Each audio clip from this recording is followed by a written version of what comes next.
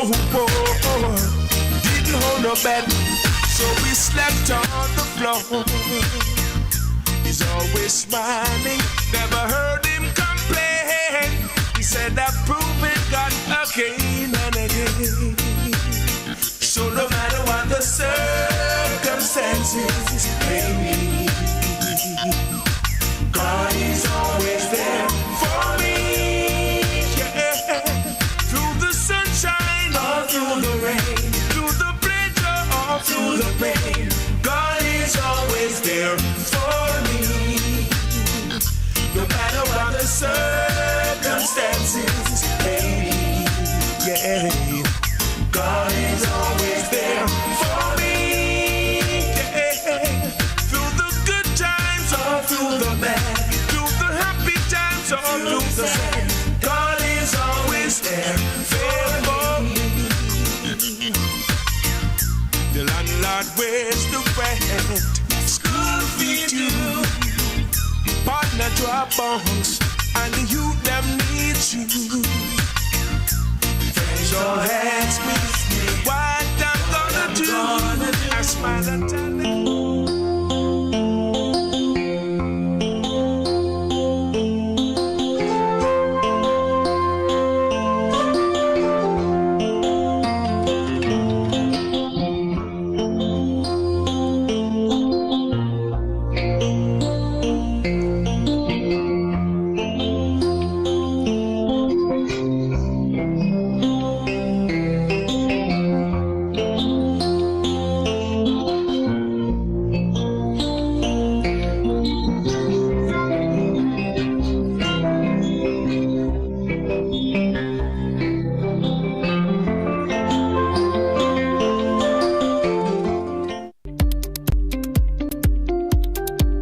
Welcome to Caribbean Business Review, where insight meets impact.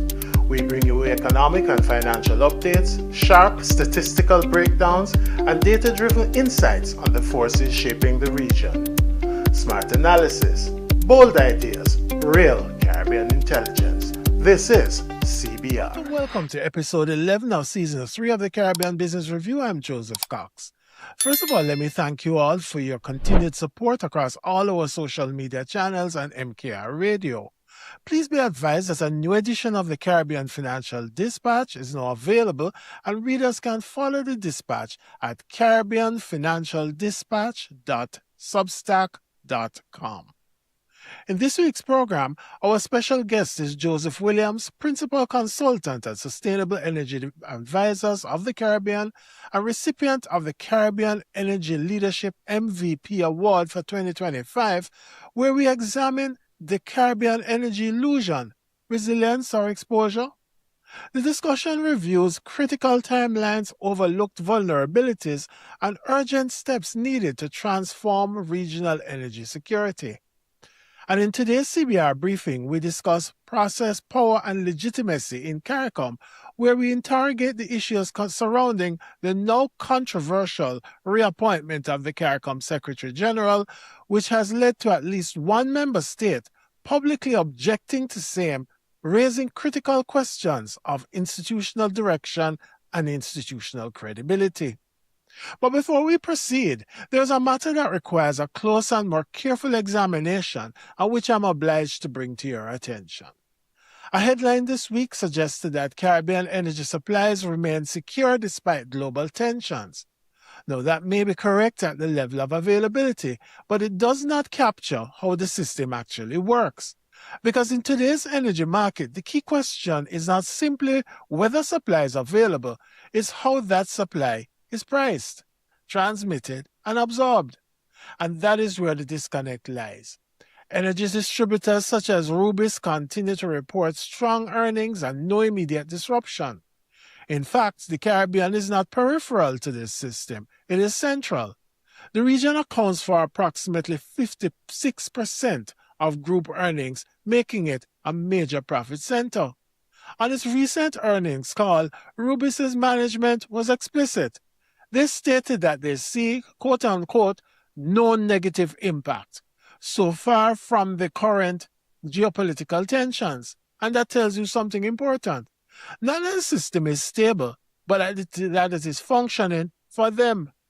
But that does not signal resilience, it signals structure. Because in modern energy markets, the key mechanism is not just supply, it's pricing transmission. Rubis made this clear as well, noting that government-regulated pricing formulas act as a natural hedge. It is a system in which rising costs, whether from oil prices, freight, or insurance, are passed through rather than absorbed. And in a region that is deeply dependent on imported fuel with limited control over pricing or logistics, these costs do not disappear, they are transmitted directly into the economy. The result is a widening divide, where corporate resilience is sustained by economic strain. Because in this system, the Caribbean is not just a market, it's a margin. Now, against that backdrop, let's turn to the key stories shaping the global and regional economy this hour in Market Watch and Global Pulse. Coming up in the Market Watch, St. Lucia tables $2.18 billion fiscal 26-27 budget. Cayman records 1.3% inflation. Jamaica's trade gap deepens. Then in Global Pulse, parallel oil payment systems accelerate de-dollarization. Euro area trade slips into deficit, and Goldman Sachs raises U.S. recession odds to 30%. All that and more this hour on Market Watch and Global Pulse. Coming up next is the CBR Briefing.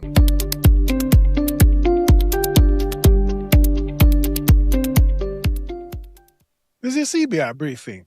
CARICOM heads of government have agreed to the reappointment of Dr. Carla Barnett as Secretary General, with her second term set to begin in August 2026. On the surface, this appears to be a routine decision, one that ensures continuity at the administrative level of the community. But the reality is far more complex. Trinidad and Tobago has formally objected to the reappointment, not on the basis of personality, but on the basis of process, arguing that it was excluded from deliberations and that the matter was neither placed on the formal agenda nor recorded in the official communique. And it is not alone. Trinidad also asserts that representatives of both the Bahamas and Antigua and Barbuda were also not allowed to participate in the retreat where these discussions reportedly took place, effectively leaving multiple member states outside of a decision of significant institutional importance. Further, additional information coming to hand also indicates that Haiti and Montserrat were also not represented at the leaders' retreat at the highest level. And that matters, because this is not just about participation, it's about proportionality and influence. Trinidad and Tobago accounts for approximately 22% of CARICOM's budget, with the Bahamas and Haiti also meaningful contributors. When countries of that scale are excluded, the issue immediately shifts from administration to institutional legitimacy. But there is a second layer to this. CARICOM Chairman and St. Kitts and Nevis Prime Minister Dr. Terence Drew has framed the decision as having secured the, quote, required majority, unquote. Now, that language may satisfy a technical threshold, but it departs from a long-standing tradition within regional institutions where senior appointments are typically resolved through consensus, not arithmetic. Consensus is not ceremonial. It is what binds small states into a functioning community. And that's particularly relevant here, because it's also understood within regional policy circles that the question of Dr. Barnett's reappointment was not without sensitivity. There had been varying levels of comfort across member states regarding the performance and direction of the Secretariat, meaning that any decision on a second term was always likely to require careful consultation and broad alignment. That makes the process even more important, not less. Juxtaposed against Prime Minister Persad Bisesa's biting criticism of the CARICOM Secretariat and its management at the official opening of the very meeting where the reappointment was made a mere 2 days later, is even more poignant. And then there's a procedural question. If this decision was taken at the heads of government meeting in St. Kitts and Nevis, why is there no reference to it in the official communique? Was it formally tabled? And if discussed in retreat, why was it not subsequently recorded in plenary as required for institutional validity? And then there is a further question. If this decision was taken on February 26, why was it only publicly communicated on March 25, nearly 1 month later? And this raises a further procedural question.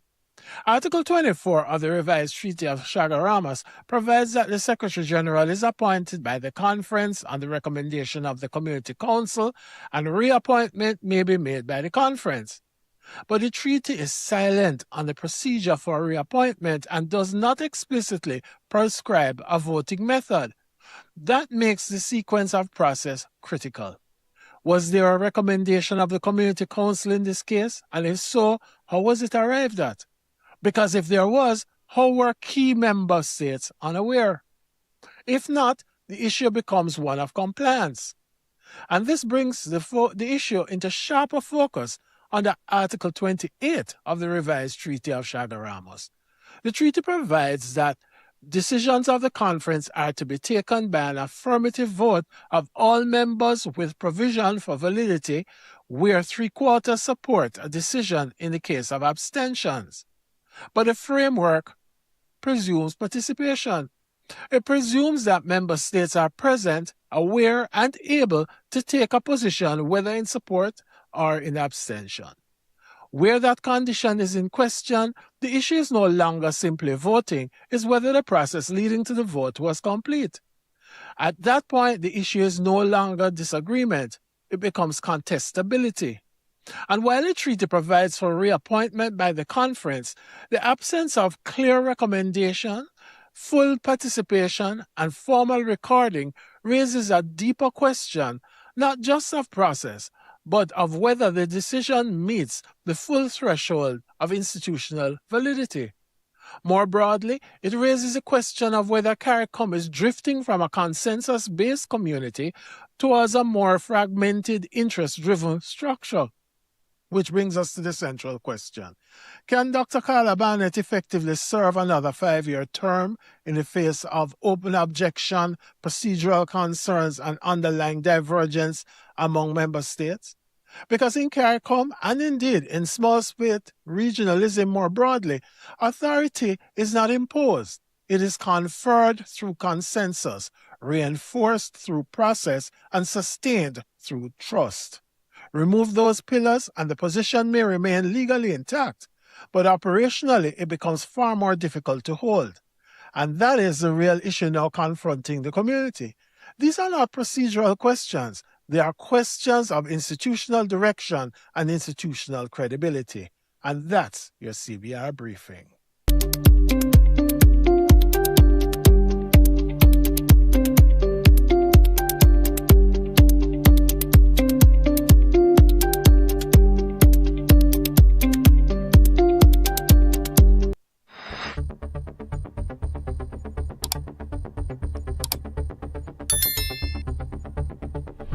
Welcome to Market Brief. We begin in Jamaica, where imports rose to $6.85 billion US, while exports fell to $1.54 billion, widening the trade gap.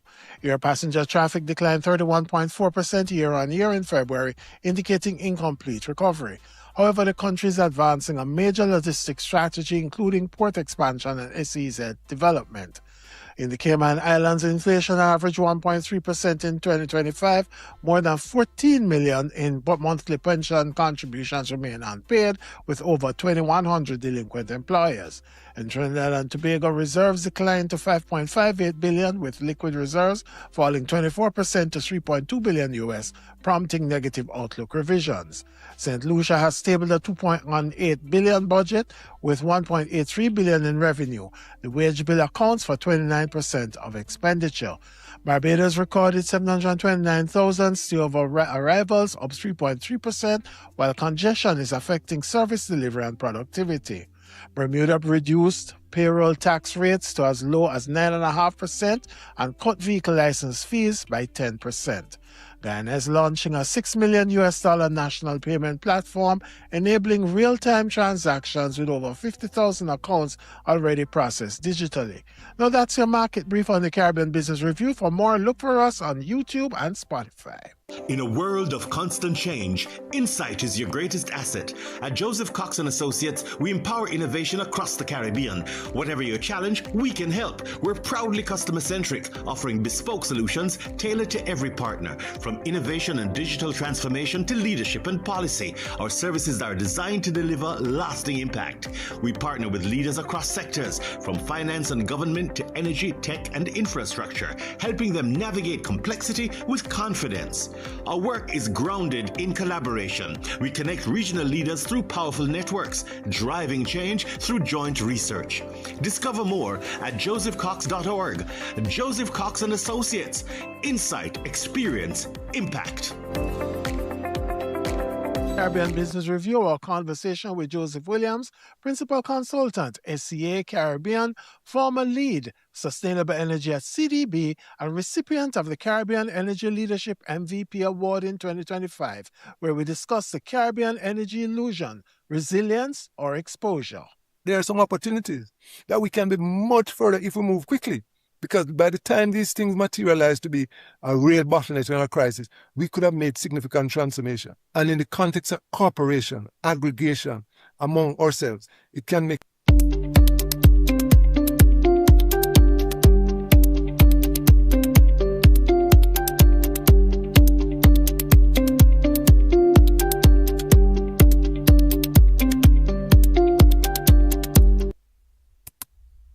Okay, welcome back to Caribbean Business Review. My name is Joseph Cox.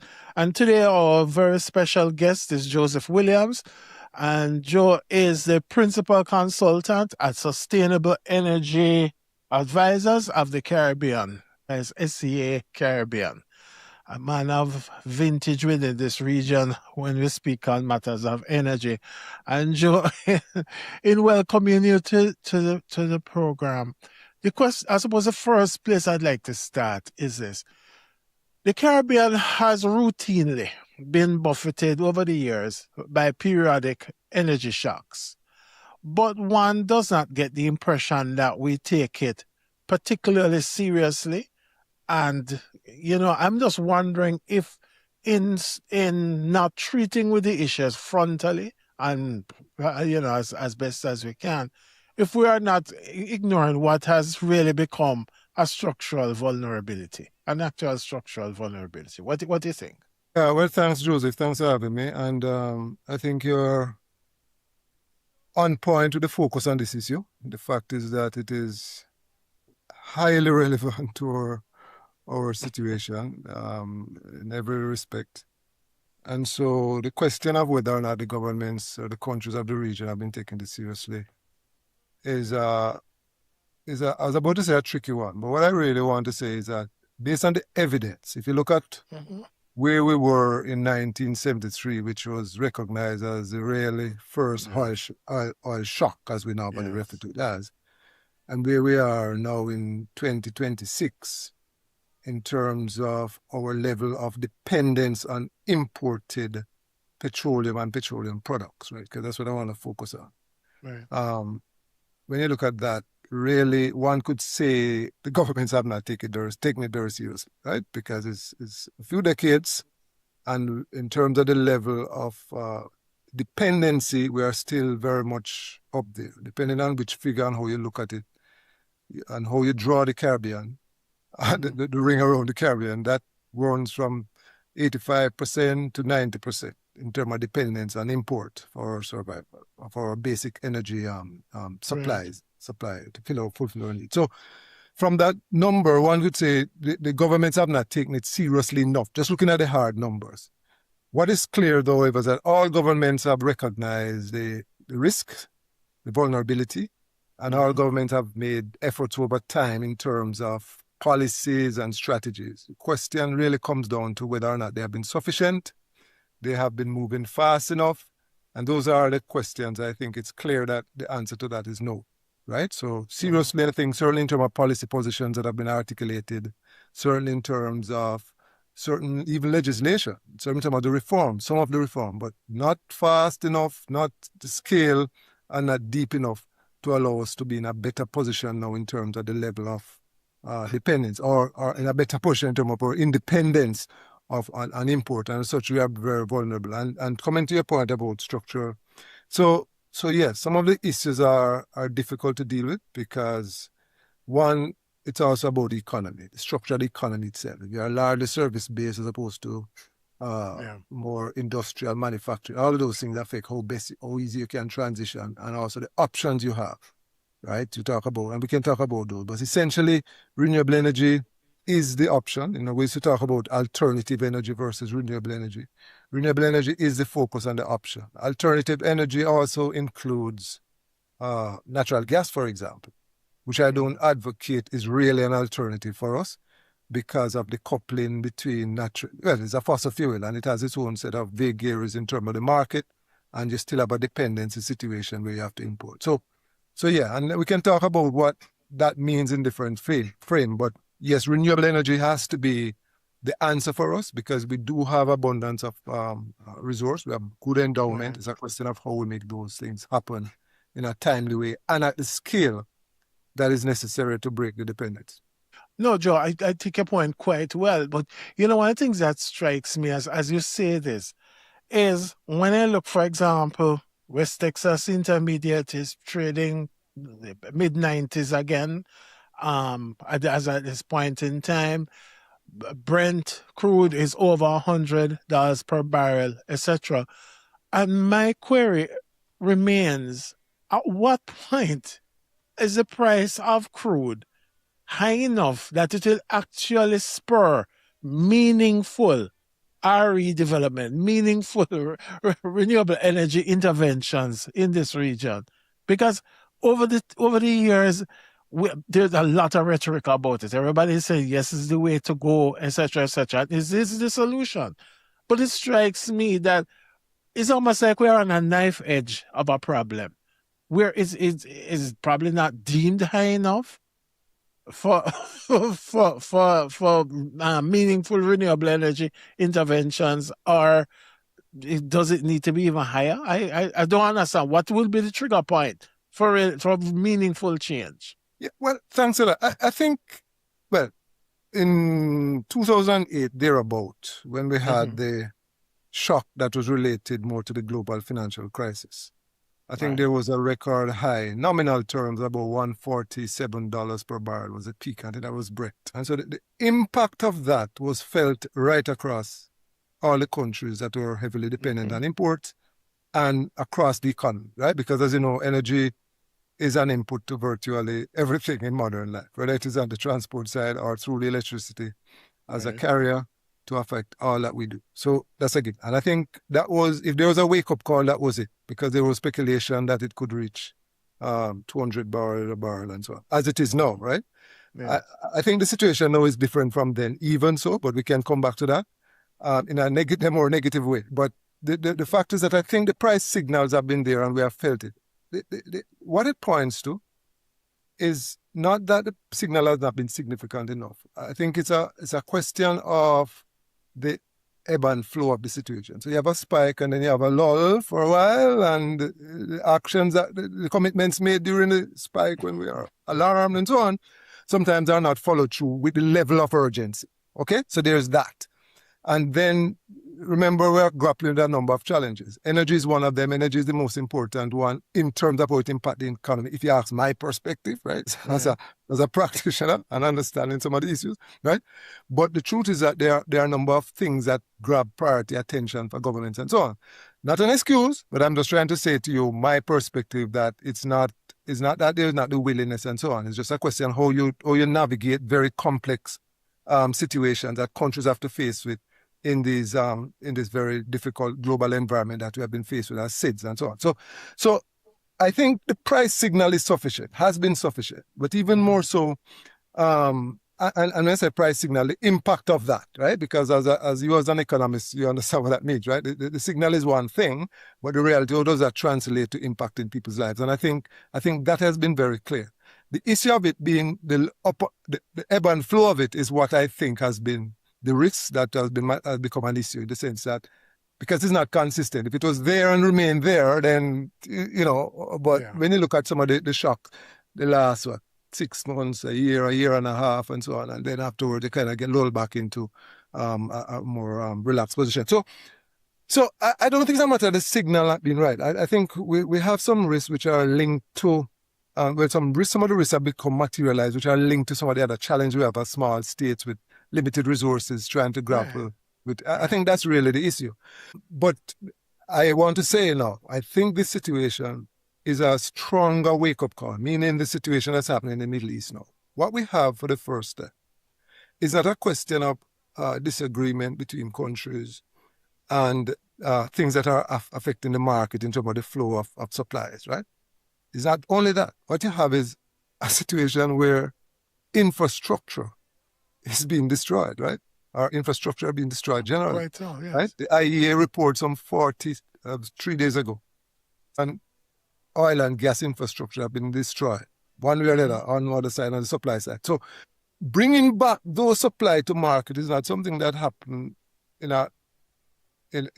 by the click of a finger, right? Even if the conflict were to be resolved, or you have some cessation over the next 2 weeks or a week, you can't restore those supply possibilities.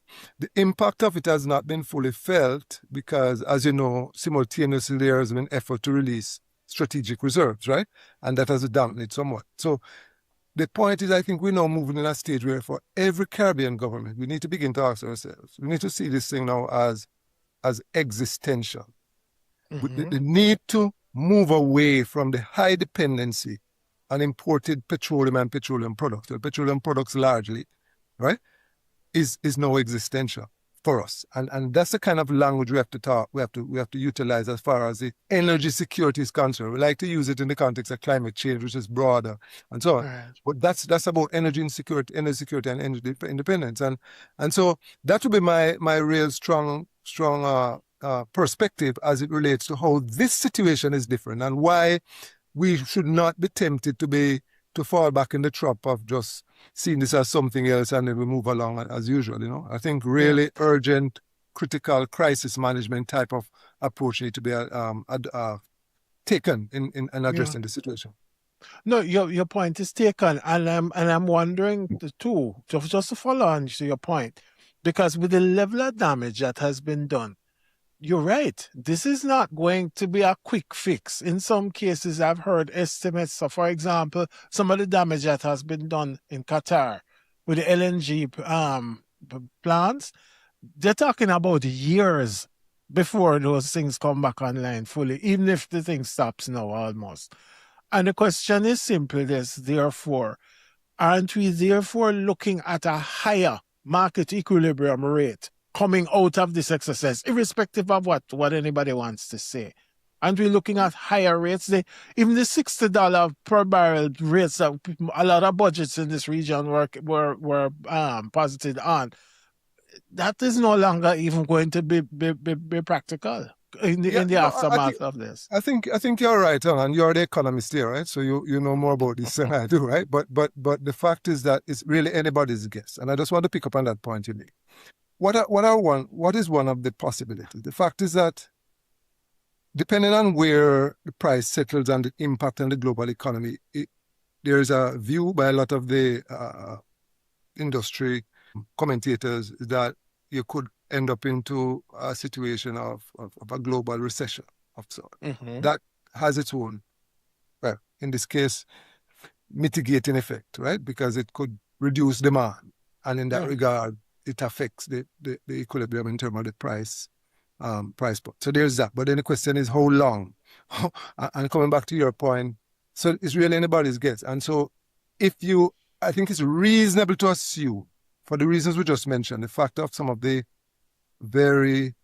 it's infrastructure impact, right? The fact of that, you can assume that price is going to be significantly higher than where it was going forward, whatever happens, right?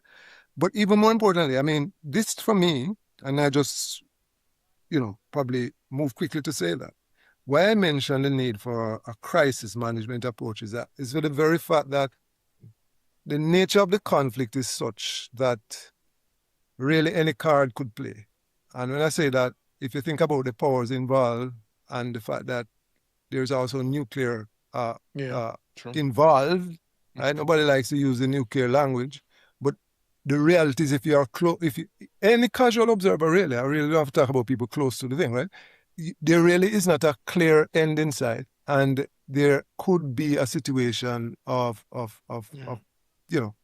miscalculation, to put it, to use the water, right? Could be miscalculations, right?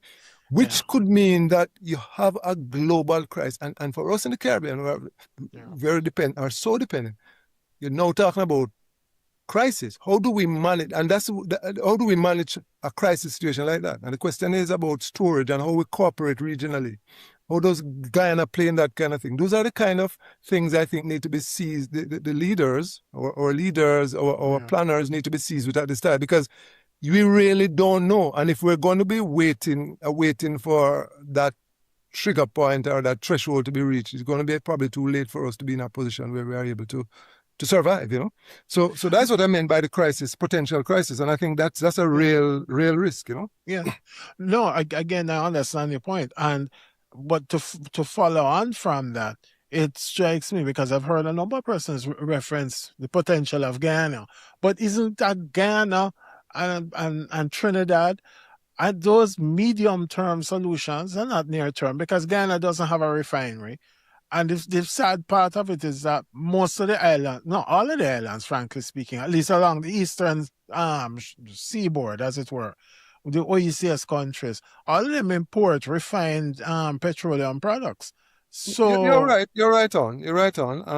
And I'm not suggesting that's an immediate, but the point is that with supply in the region and with a framework for cooperation at a political level, the question, and you know, Guyana has its own set of contractual arrangement in terms of how those is crude is uplifted and how it fits into the market. All that is understood. But the point is that it's a supplier. It's a big supplier emerging with very good quality product. And the question is, in the context of a crisis, and yes, the refinery is going to be an issue, right? That's also a part of the equation. I'm not suggesting that about a solution, but I'm just saying, if you think crisis management, that's one element that would need to be in the mix. And in that context, even though there have been many commentaries around the efficiencies and of Jamaica own small 35,000 barrel refinery, right? In the context of a crisis, the value of that changes. I'm just saying. And the question is, how do you prepare in a way that allows you to be able to do some things 2 weeks ahead, a month ahead, 2 months ahead? You have to begin to think like that now. And I'm saying a crisis management perspective need to be taken as one dimension as we approach this. I'm not suggesting that everything is dropped down with those crises, but I'm just saying of course, one element of how we respond to this needs to be putting on the crisis management a hat, and they look at all the resources at the table there, both in terms of the physical resource and in terms of the framework of the cooperation we have within the political level in the region. That is where I think proactive and responsible planning would lead us, because it's really an open situation as to where this thing will go. No, quite so.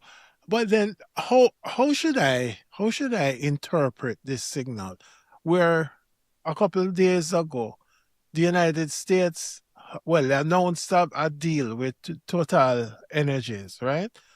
They're going to be reimbursing Total for $928 million US.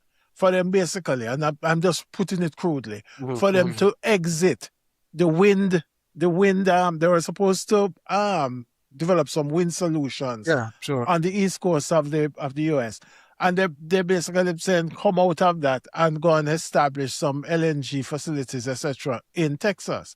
Am I to read something into that in terms of the future of RE solutions, or is this very specific to one country? And what the idiosyncrasies that go with probably the leadership, etc. Again, I think it's a very valid question, but I would say our situation in the Caribbean and in many cities is far different from what prevails in the developed countries, and not the least of which are the United States, because there's a policy. To put it mildly, the current administration in the United States have taken a quite lukewarm, or say in some cases anti-position to some of the RE options, right? So they have selected some option that they pursue and so on and so forth. I think you can see that reflected in some of the policies or actions as you have referred to there. I think for us, the calculus is just far different. The renewable energy represents for us the only practical option for addressing our energy insecurity situation. Really, right? Mm-hmm. What is good is that it's also the solution to help to make our contribution to the climate change challenge. So while we're pursuing all of those climate change stuff, we are simultaneously, or we have an opportunity to simultaneously address our energy security, energy independence, energy sovereignty, whatever way you want to love it. All of them are important in the context of how we operate. So I don't think at any moment, any leader, anybody in the Caribbean or in any of the states for that matter, need to look at what the developed countries are doing in their own domestic space as any signal, right? Because irrespective of even the climate change agenda, and I argue constantly over many years that the energy security and energy sovereignty issue for us is primary. It trumps the issue, sorry for the pun, of even the climate change agenda for us, given that we don't really make a significant contribution to that global stock of carbon emissions, you know? Right. So it is critical. It is even more important because of not even more important, but there's an added benefit in that when you look at what's happening with demand side and what's happening with data and the demand around AI and so on, there's actually an opportunity for us to leverage the energy if we can harness it timely and at scale, to expand our economic horizons, right? In terms of the green trade, in terms of how we can, because really it's about how we're going to use clean energy support supply some of these demands. So in short, I don't think that's a signal for us at all. And based on the United States position right now, I wouldn't see that as any signal. What I would say is that natural gas is a very significant resource for the United States. And unfortunately, in the Caribbean, we have not fully understood the dynamics of that situation. So some countries have moved into the direction of putting in natural gas facilities and infrastructure and technology. Really and truly, it's swapping one dependence for another, really, if you think about it. And there was an experience where the natural gas prices were tracking lower, much lower. There was a decoupling in 2008. And so most people say, okay, it has been flat over the years. But if you look at what has happened over time, it has tracked up, and also you're still left with a situation where the ships have to come, right? You're still locked into that situation. And then with few players, you're really at the behest of a few dominant market players who can change the rules of the game very quickly on you know? So even though it's cleaner and it's touted as that, and we agree, I think some of the countries may not have, seen some of the shortcomings there. And it's something that I think in this situation we need to really wake up to. No, absolutely. Because this is one of the concerns that I've had coming out of this exercise is that the markets are seemingly responding to headlines, frankly speaking, versus economic fundamentals. And therefore, the whole thing is topsy-turvy and just all over the place. You wonder sometimes, where do we go next? So, I mean, I do take the point. On the other side of it now, Joe, is that part of the challenge with RE solutions has been one, in terms of the upfront capital cost, right? Because that has been a deterrent in some markets. Two is a matter now for me of timing. Because throughout the Caribbean, to my knowledge, guide me if I'm wrong, but part of the issue is that a lot of the electricity, public electricity infrastructure is now dated. End of life should be changed, etc., etc. But I don't know if it's because of fiscal challenges or what, but just the solutions don't seem to be tending towards renewable energy solutions, but there's a replacement of the status quo and the enhancement of the status quo. Yeah. And I wonder where we're going. Yeah, well, I think that observation is a reasonable one. It's put this way. I think the point you raised earlier in the conversation about taking this seriously and moving at pace, well, I refer to need to move at pace, is really the heart of the problem. First of all, the renewable energy, I don't think is a fair commentary to be, saying that high capital cost is necessarily the biggest barrier or a major barrier. Okay? So it is a fact that relative to a diesel plant, you're going to have, but that's a fact. But it's not necessarily a barrier at this stage, right? Because once you have more access to even climate-related funds to make things happen. That's just an example. But beyond that, there are solutions available. The market would be a solution that can make capital available, and there's a lot of liquidity in certain spaces, depending on how you look at that for doing different things. So that's the first point. The other point is that the renewable energy options are not all equal. A geothermal plant is different from a solar plant. No, it's two different quality of power. When I say quality, I'm using that advisedly, meaning one is base load, one is more variable or intermittent, and those have issues with that. So we understand that. But let's think about this.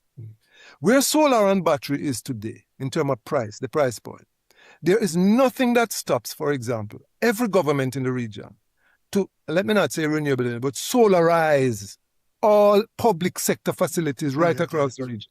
There's nothing that stops. Immediately when you do that, you drop out 10 to 15, even up to 20% of your electricity demand, because that's what the public sector assume. And there's nothing that stops us from doing that. No, you're going to have to make some big step in terms of the regulatory frame and make sure you take some strong policy position. But I'm saying, coming back to your point at the start of this conversation, the situation has long warranted us to take very strong action to move in that direction. Because if governments take the lead, what happens? First of all, they're one of the biggest actor in terms of the space. So it's going to affect the market in terms of that whole procurement. It's going to set the pace for the rest of the private sector. You're going to get financial models that involve the private sector who are going to provide the solution. And there are ways to do it that it doesn't have to be a burden to the government. For example, there is no reason why, well, there are solutions. For example, the ESCO model. It just requires that government pay the bill because the capital can be found to do it easily. Right? You're going to reduce the cost of your bill on a monthly basis. And from the savings, you can begin to pay for some of those investments. I mean, those models work. They work around the world. There has to be a commitment for government to pay. Right? They have to pay their bill. But I'm saying that's a small cost relative to being burdened with this heavy cost of energy for the public sector, which then undermines government ability to service some of the other important things that government have to do. Only government can fund citizen security. That is not a private sector matter. Only government can deal with the social and the health issues and education issues. To the extent that the government is spending money on energy that could have been provided by renewable energy and use those budgetary benefits, the benefits from that to support is a no-brainer. And I'm saying, if governments want to send a strong signal, and this applies to almost every single government across the region, there is no reason why you can't be 100% there in all of those facilities and utilize things that have worked around the globe. You know. So coming back to your point, I think there are issues. There are issues with the grid and so on, and some of those have to be dealt with and handled in the context of appropriate regulatory frame, because there are real costs there that have to be transferred and borne by the customer base of the utility. And so on, those have their own set of challenges, but there are also instruments and experiences that we can use. So the grid itself, the network itself is a challenge, but I'm still stuck at the point that there's a lot more that can be done, even at very low effort on the part of the leadership across to move that needle. And once you move to 10%, 20%, 25%, it's going to affect the market generally. You're going to set the stage, and then we can find the right instrument. The net billing is a useful instrument, but we need to make it work for us in our context, right? So there are a lot more I could say there. But coming back to your point, there are issues, no question, but they're not beyond us. And I think a little bit more strong action on the policy front and the regulatory front, we could see a lot more. And leading by example would be a strong signal to the market, the rest of the economy, the rest of the country. And to follow through. Yeah, but again, I suppose to get down into the weeds just a little, I suppose part of the constraint is dependent on the particular wording of the respective electricity license that obtains in the various countries, because some of them can be seemingly are quite restrictive in terms of how you can develop and how you can nuance these things. No, I alluded to the fact that some of it is not easy, but there are things that there are some parts that are easy. So, for example, we talk about the government taking the lead. Okay, even as we talk about building out for increased contribution of renewable energy for the energy security and all of those objectives, we're clear on that. Even as we do that, we also have to be doing it in a way that is resilient, because whatever we're doing, it needs to recognize that we are in a very exposed situation as far as the disaster risk and the hazards are concerned. Mm-hmm. So we have to find a way to promote, for example, distributed generation, mini microgrids as a big part of the mix. Utility scale solar or utility scale wind can't just be it. It has to be diversified, it has to be appropriate. But coming back to your point, so government has the responsibility to challenge these things in terms of a policy framework. The policy is responsive to the crisis, for example, that we're talking about now, the crisis is also responsive to where the government wants to go. And the utilities who have a 50-year license can be brought to the table as a partner. There's no country, if the country is not able to respond to the risk that it faces, there's no utility company that's going to function and be profitable and be a good going concern in the country. So my point, in that context, that there's a common challenge, a challenge that faces us, and we need to find a way around it. It is in that framework that we're going to come back to say, look, this is where we need to go. You're a key partner. How we're going to look at this? And some of that means renegotiating in a way that is a win-win for most persons. Befitting the situation. So I'm not suggesting that it's an easy task in some cases. In some cases, it's easy, right? Because some of the licenses are at a point where they need to be reviewed and so on, and you need to now begin to look at how you proactively treat to these matters in the context of the renewed license. So there's that. But many of them are near the end of their lives, and many of them, even if it's not, it's a question of how you bring the partners to the table. The utility is a key actor, is a key partner in that conversation, because it's about the welfare of the citizens, about the countries, about the economy. And what we're trying to do is to pursue now in a way that we address risks. There's a climate risk, there's the energy security risk. And how do we use the technology and the instruments available to find appropriate solution to make sure we are more resilient in that context. So no question, you're bang on with it, but I think it requires some leadership now in the context. Understood. But then one other little thing before we have to come to our close, but one other little thing is that when I see, for example, countries like Barbados, been pushing, for example, EVs, electric vehicles, and that type of solution.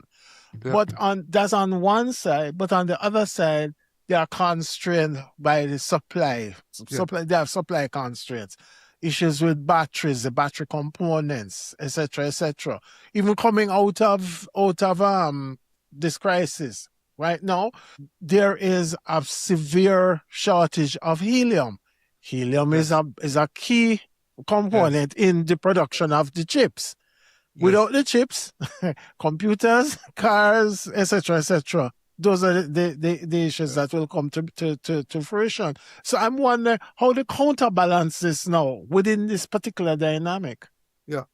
Well, again, there's no easy answer, right? But what I would say is if we are proactive, we can be much further on the curve than we would otherwise have been. And one of the things we have to recognize now is that a decade ago, when we recognizing that the transport sector in many countries consume anywhere between 40 and 60% of the liquid fuel import, right? So it's a significant part of it. And so a decade ago, that was a problem for us. We couldn't even begin to think how we're going to address that because biofuels were under challenge because of issue of sustainability and lots of issue competition with food and agriculture and all of those. Now we have a technology that is largely proven, right? We are in the commercialization, right? So it's a question of how we position ourselves. So there's a scarcity. But the question is, how do we quickly move to adopt some standards that make it easy for us to do pool and aggregation in terms of how we procure these things? And again, we start with the public sector and those heavy demand areas that we can begin to make a big difference. Because once you do that, it makes a difference in market. So yes, there are shortages. Yes, there are going to be supply chain issues too, linked to the crisis, no question. But if we are proactive, we are already, EV is not something now that we have to be thinking about. I wonder if it works. There is with everything. But we are much further up the learning curve. We are much further in appreciating and accepting it. It's much more greater acceptance in the market. And so the question is, how do you now make it more affordable? How do we make it available? How do we find solution even in this crisis where people can simply go and get a package, can combine some EV, they have a low interest loan, and they can put up a solar system to support it with some battery and make that very easy and provide some turnkey solution what the private sector is ready to do. How can we do that over the next year? Because between the next 6 months, we can come up with those solutions. Or development banks can be a part of that chain along local development bank with the regional banks. And it's a crisis. And we have to look at it like that. So we no longer have a very high mountain to climb in terms of people accepting this technology and so on. Again, I'm saying not that there's not risk-free. I'm not suggesting it's risk-free. I'm just suggesting that we are much, much, much further than we were a decade ago. And we should make use of that window. And I'm also suggesting that you're right about some of the constraints that will come. But between there are some opportunities that we can be much further if we move quickly. Because by the time these things materialize to be a real bottleneck in our crisis, we could have made significant transformation. And in the context of cooperation, aggregation among ourselves, it can make a difference because about volume. When you have an order that is represent an aggregate of a few countries as opposed to one little country doing one little sector, it makes a big difference, especially for public sector. And governments can leverage their position in terms of the cooperation they have, right? And get some of the benefits to benefit their economies, you know. Again, it comes back to that leadership and understanding where we are. Because things have changed and it's not perfect. And you're right about some of those risks. They're real and they're happening. But if we move fast enough, we can make a lot of progress in this window, right? And that is my posture. So you're bang on in terms of understanding some of those risks. But I'm an eternal optimist in terms of our being able to make a big difference if we move timely and at scale and in a way that is corporate, that leverages our cooperation, right? And utilize our strengths. Yeah, it's possible. All right. And on that note, I couldn't have said it better myself. And on that note, that's where we have to leave it for this week. Thank you so much, Joseph Williams, Principal Consultant at Sustainable Energy Advisors of the Caribbean. As usual, Joe, your perspective is bang on and food for thought. So thank you so much. Nice talking with you. And congrats. Yeah, man, sure. Good program. Thanks. Good. In a world of constant change, insight is your greatest asset. At Joseph Cox and Associates, we empower innovation across the Caribbean. Whatever your challenge, we can help. We're proudly customer-centric, offering bespoke solutions tailored to every partner. From innovation and digital transformation to leadership and policy, our services are designed to deliver lasting impact. We partner with leaders across sectors, from finance and government to energy, tech, and infrastructure, helping them navigate complexity with confidence. Our work is grounded in collaboration. We connect regional leaders through powerful networks, driving change through joint research. Discover more at josephcox.org. Joseph Cox and Associates. Insight, experience, impact.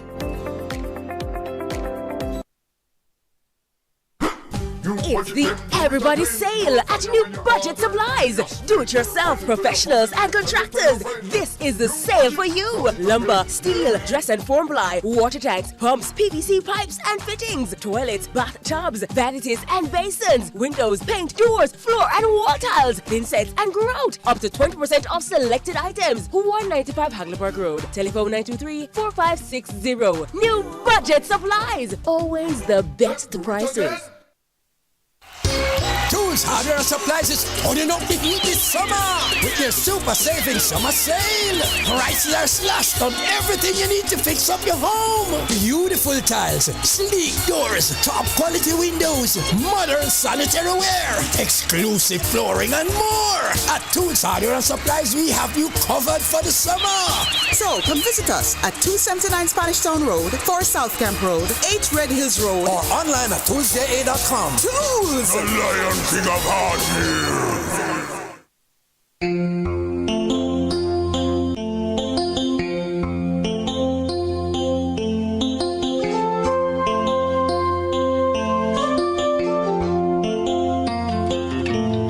So right now, I just got me a deal with there. So what I want, my friend Josh? Why, Richard Steven? When I stay out in the almighty crazy. And the best thing that, 'cause when I remember just where I am coming from to where I'm standing down, fell to my knees in praise of your name. Thanking you, Lord, every step of the way. Oh,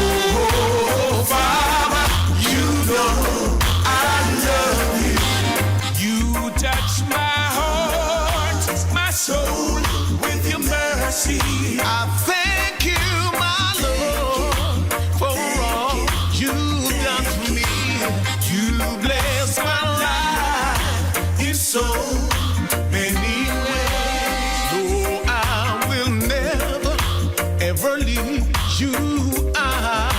I won't be ungrateful to you, my Lord. I know that this world is all in your hand. We are your children, and so we give you praise. Oh, Father, you know I love you. You touch my heart, my soul, with your mercy. I thank you, my Lord, for all you've done for me. You bless my life in so many ways. Father, all things are possible if you only believe.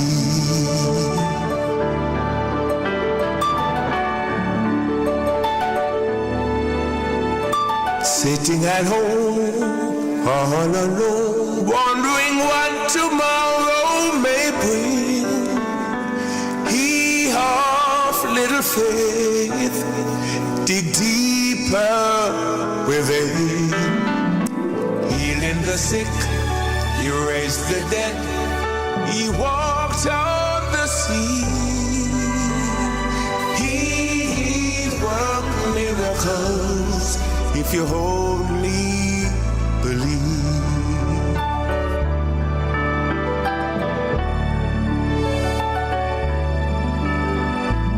Only believe, only believe. All things are possible if you only believe. Only believe, only believe. All things are possible if you only believe.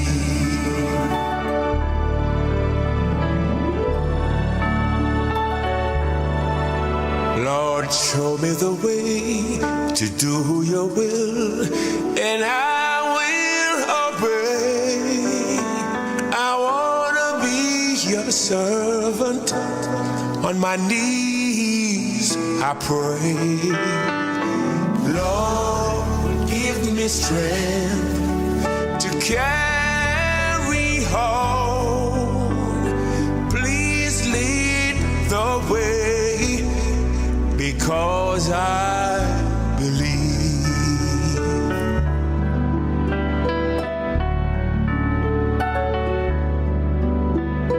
Yes, I believe.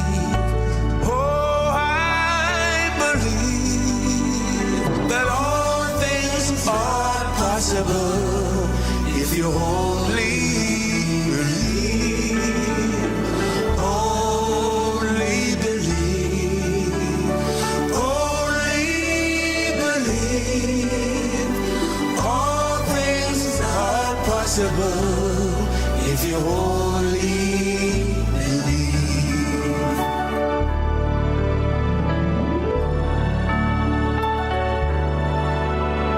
Sitting at home, all alone, wondering what tomorrow may bring.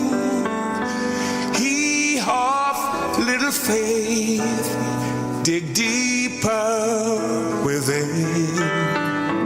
Healing the sick, he raised the dead, he walked on the sea.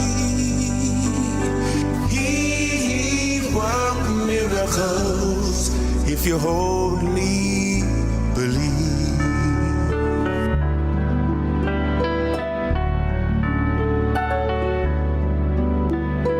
Only believe. Only believe. All things are possible if you only.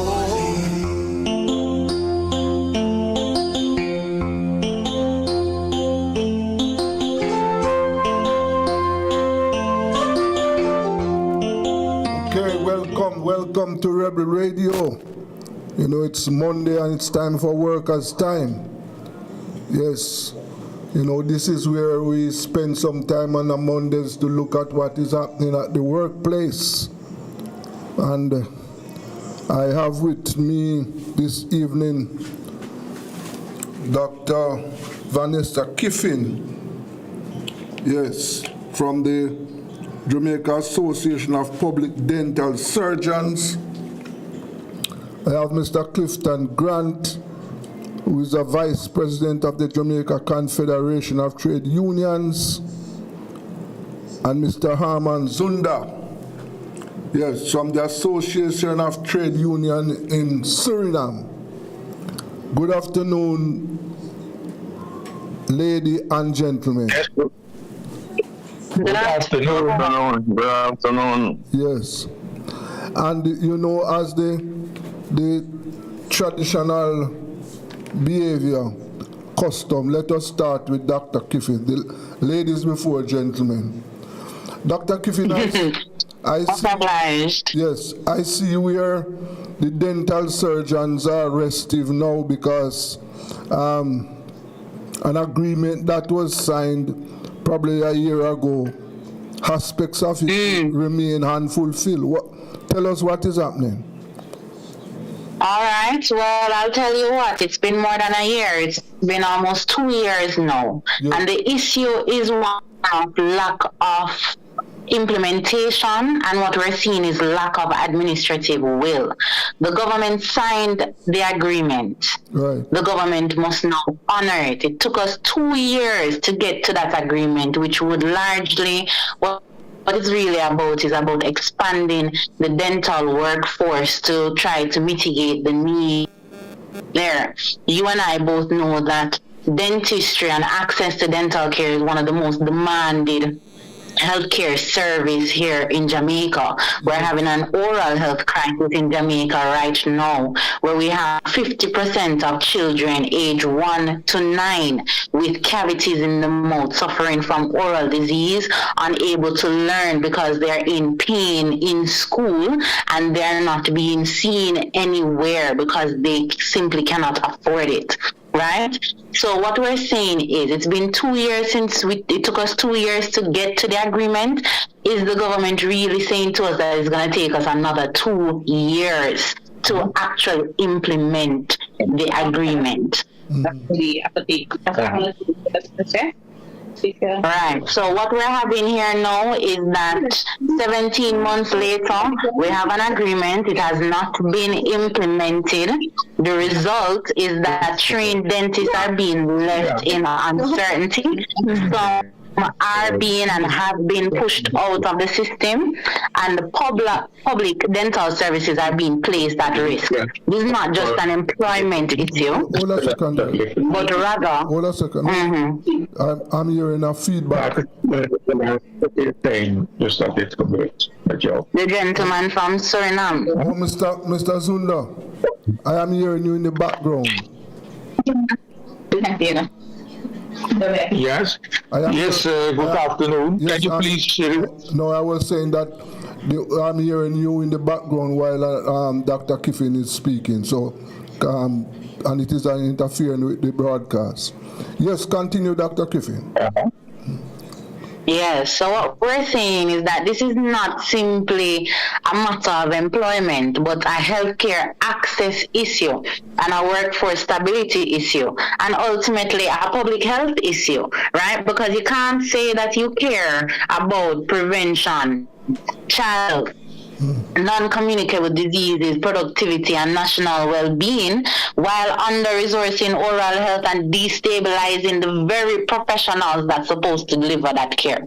So that is ultimately what the problem is. We've been waiting, we signed in good faith, and they've not implemented the agreement. So have they, when I say the ministry, has the ministry indicated what is holding up the process? So we have been exchanging letters. We've met with them on multiple occasions, right? And ultimately what we're seeing here now is where the employer is trying to treat a signed agreement as though it were just a routine hiring issue, right? So what we asked for are 3 simple things. Because like I said, what the agreement, this particular item on the agreement is speaking to is about workforce expansion. It's about increasing the number of posts across the regional health authorities in Jamaica, right? Now, while it is that we're waiting for the posts to be created, one thing needs to happen. Firstly, the regional health authorities, who are the employers of these dental surgeons, they need to make the submissions of the number of posts that this item on the agreement is supposed to trigger. Right? And while it is that they're waiting for the post to be created in alignment with those numbers, then they should immediately instigate some interim protection for those affected officers so that they are not left unemployed due to delay on part of the employer, right? And then what we're saying is that now, once those are submitted to the Ministry of Health, to the Ministry of Finance, then we must have those post-creation activities happen. And then we need a clear timeline for that. But what we're instead seeing is where the employer is trying to treat that whole process as though it were just a routine hiring issue. You will recall that under the compensation restructuring exercise, there was a call for fixed-term contracts to be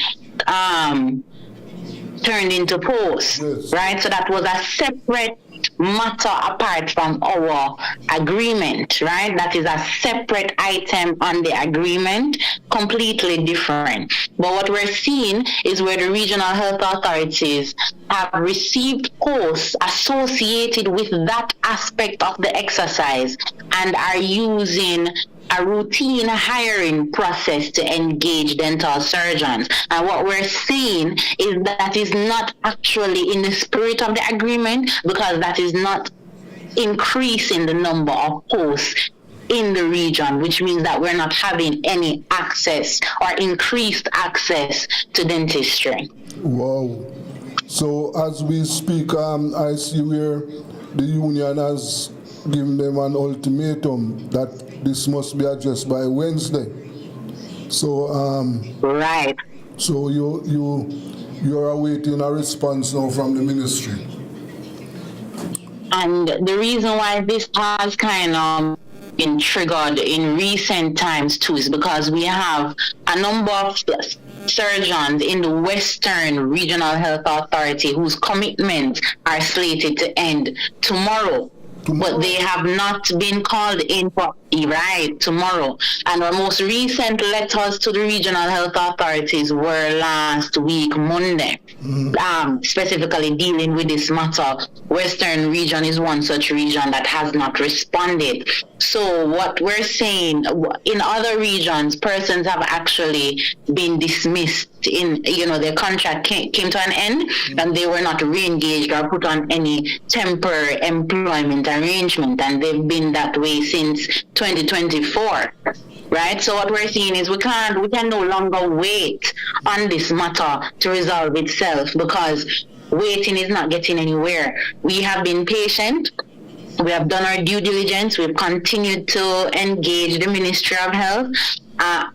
In as recent as February 25, we were speaking to the Ministry of Health about this issue. And right then and there, HR directors were called from the regional health authorities, but their stance is one where, like I said, they're treating it as just a routine hiring issue, wherein if there is a vacancy, then one must apply. But in doing so, we're ultimately undermining the mandate of the Ministry of Health and therefore the mandate of the regional health authorities, which is to ensure the well-being and wellness and health and wellness of the Jamaican people, because we're not increasing the access to care.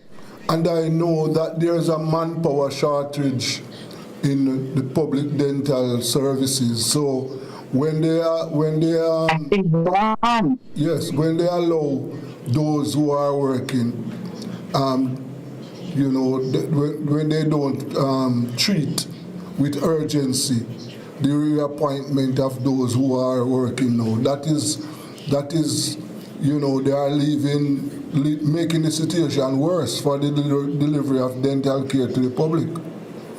That is entirely correct, because as you may recall, we have one dentist to 35,000 Jamaicans. It's impossible for us to see the amount of people that we need to be seeing. So we do have a severe shortage in terms of workforce in Jamaica and in the public system. And then I remind you again about the oral health crisis that we're having. You see, oral health is not a luxury service as some of us may want to think of it as. It is healthcare, and the public is already underserved, because we know that oral health predicts morbidity and mortality. If your mouth is in a bad state, you can die. You may not die tomorrow, right? But what we're saying is that it's increasing your risk of developing cardiovascular disease, 50% increase of having diabetes, right? And cerebrovascular incidents like a stroke. It is not a play, my friend. We need the government of Jamaica to treat it with the kind of severity that it needs to be treated with. Certainly, Dr. Griffin, this is something that needs immediate attention. Well, let us see what is going to happen between now and tomorrow. Yes. Let me just skip over to Suriname to find out what is happening in Suriname. Mr. Zunda, what is happening in Suriname? Tell us. Yes, okay. Good afternoon to the other persons at this meeting. And you could say that a lot must be happening, and not too much is happening. Yes. And I put this forward for the following reason. We are in the process of starting negotiations with the government regarding the wages of government workers. Yes. And as you know, that although Suriname is producing some oil at this stage, what is happening now in Iran influences us, because we've got an open import determined economy. So prices of gas are already rising, and probably if this continues, other prices in the economy will be rising. So what did the government do in the public sector? They started to supply some allowances to government workers, to teachers, and to some other groups in the community. But I think that next week we will start with the real negotiations. What the government will also do is that they will implement some fiscal measures to improve the purchasing capacity of its workers. Yes. And then, of course, we are also negotiating in the private sector with the entrepreneurs, where we close our collective bargaining agreements. Okay. So that, in general, is what is happening. Yes. So there is some uncertainty at the level of the government workers, because we want an increase of 35% of the wages. And the government says they have no money to come over the bridge with that amount. So we're entering negotiations probably next week. Okay. Now you said that prices are rising already. The price of gas is going up, has gone up. Yes, the price of gas started to go up since last week. Yes. And as it increases, just now it's about 50 Surinamese guilders, and one US dollar is 38 Surinamese guilders. And if it keeps on rising,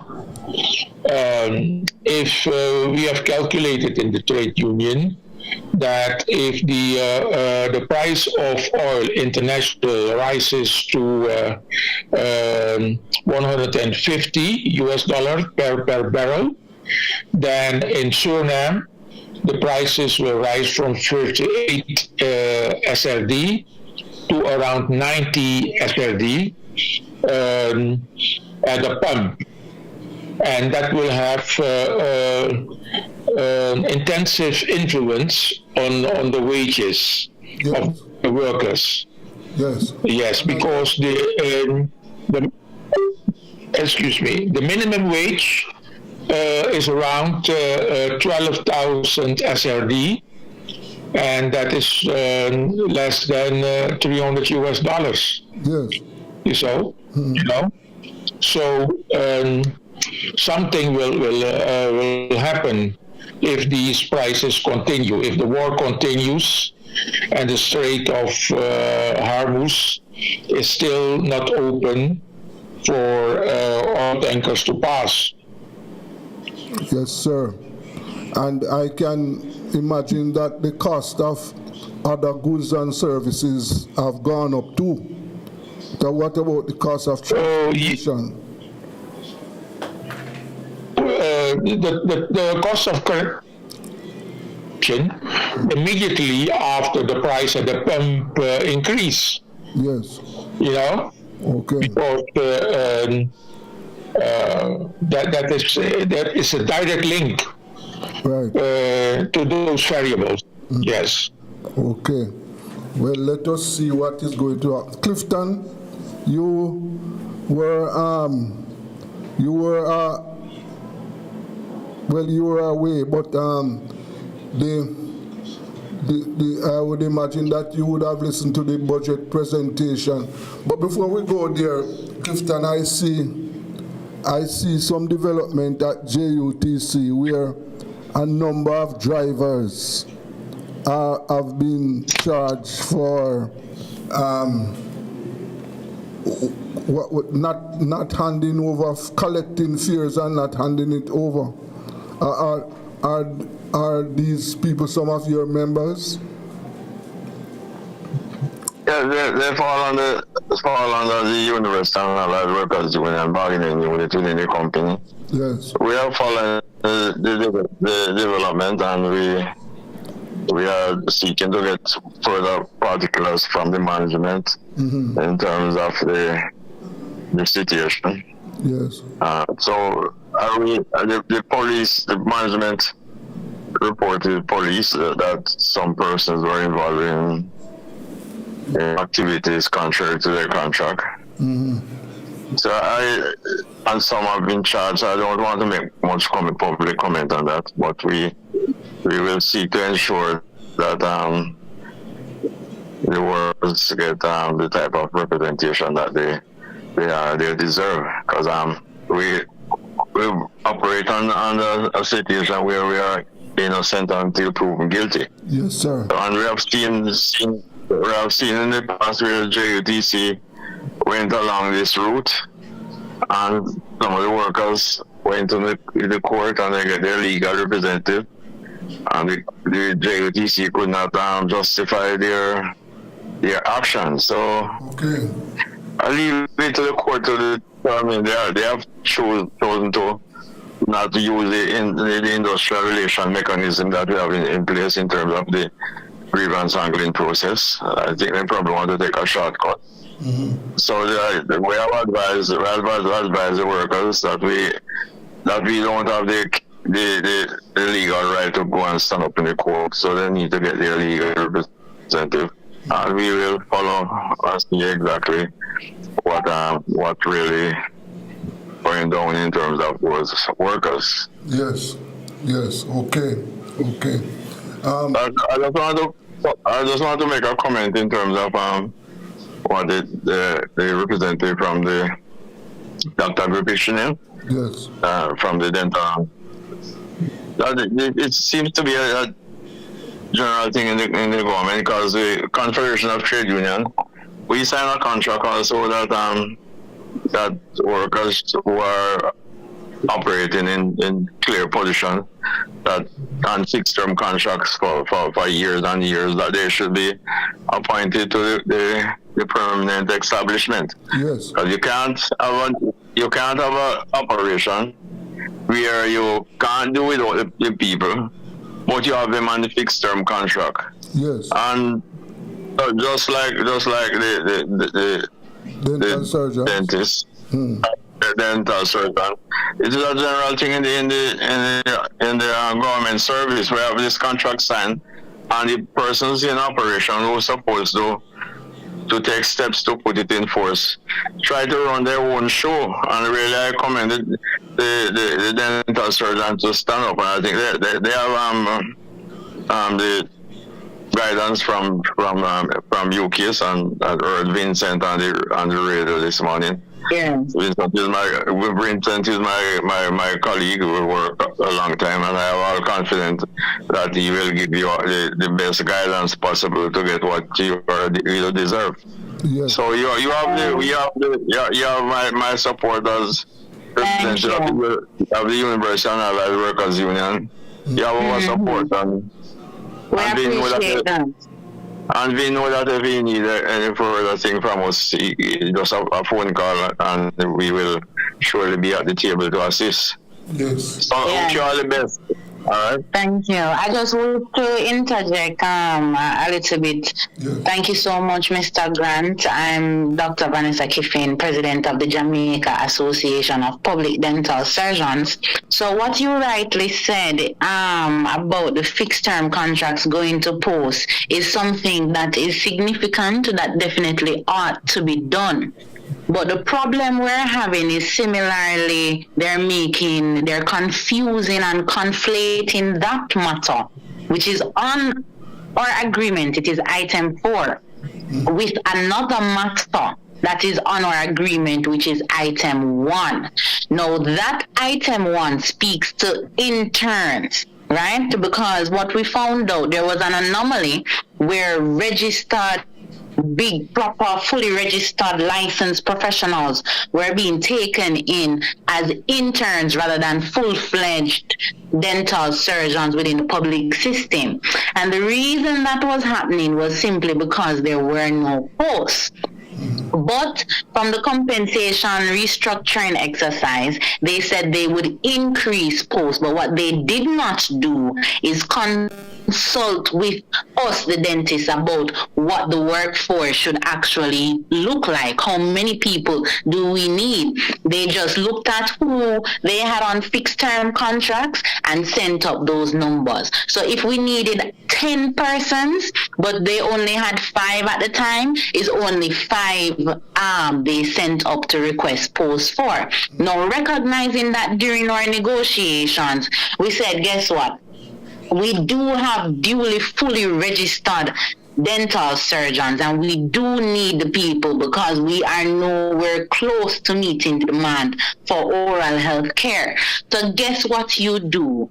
To help you, help us, help you and the rest of our people, include those intern numbers and create posts for them as well. Now, you and I know that internship normally lasts 1 year, right? So wherein they had not submitted those numbers for based on the interns, we're saying they should not allow those contracts to end. They need to continue those persons until the post creation exercise is complete, and that is what they have not done.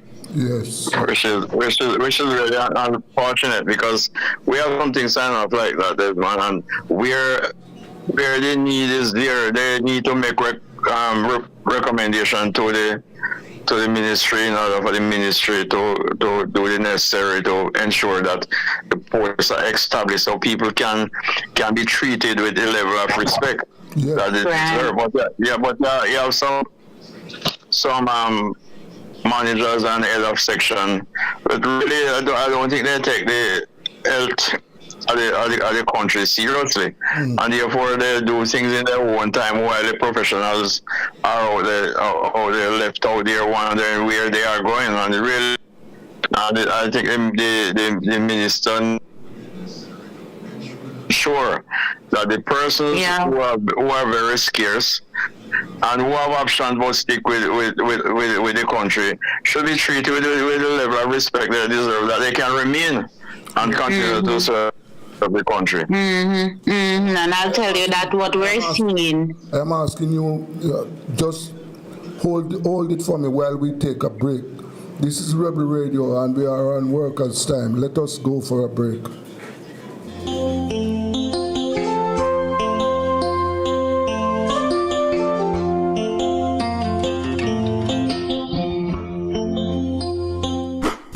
It's the Everybody Sale at New Budget Supplies. Do-it-yourself professionals and contractors. This is the sale for you. Lumber, steel, dress and form ply, water tanks, pumps, PVC pipes and fittings, toilets, bathtubs, vanities and basins, windows, paint, doors, floor and wall tiles, thin sets and grout. Up to 20% off selected items. 195 Hagleyburg Road. Telephone 923-4560. New Budget Supplies. Always the best prices. Tools, hardware, and supplies is turning up the heat this summer with their super saving summer sale.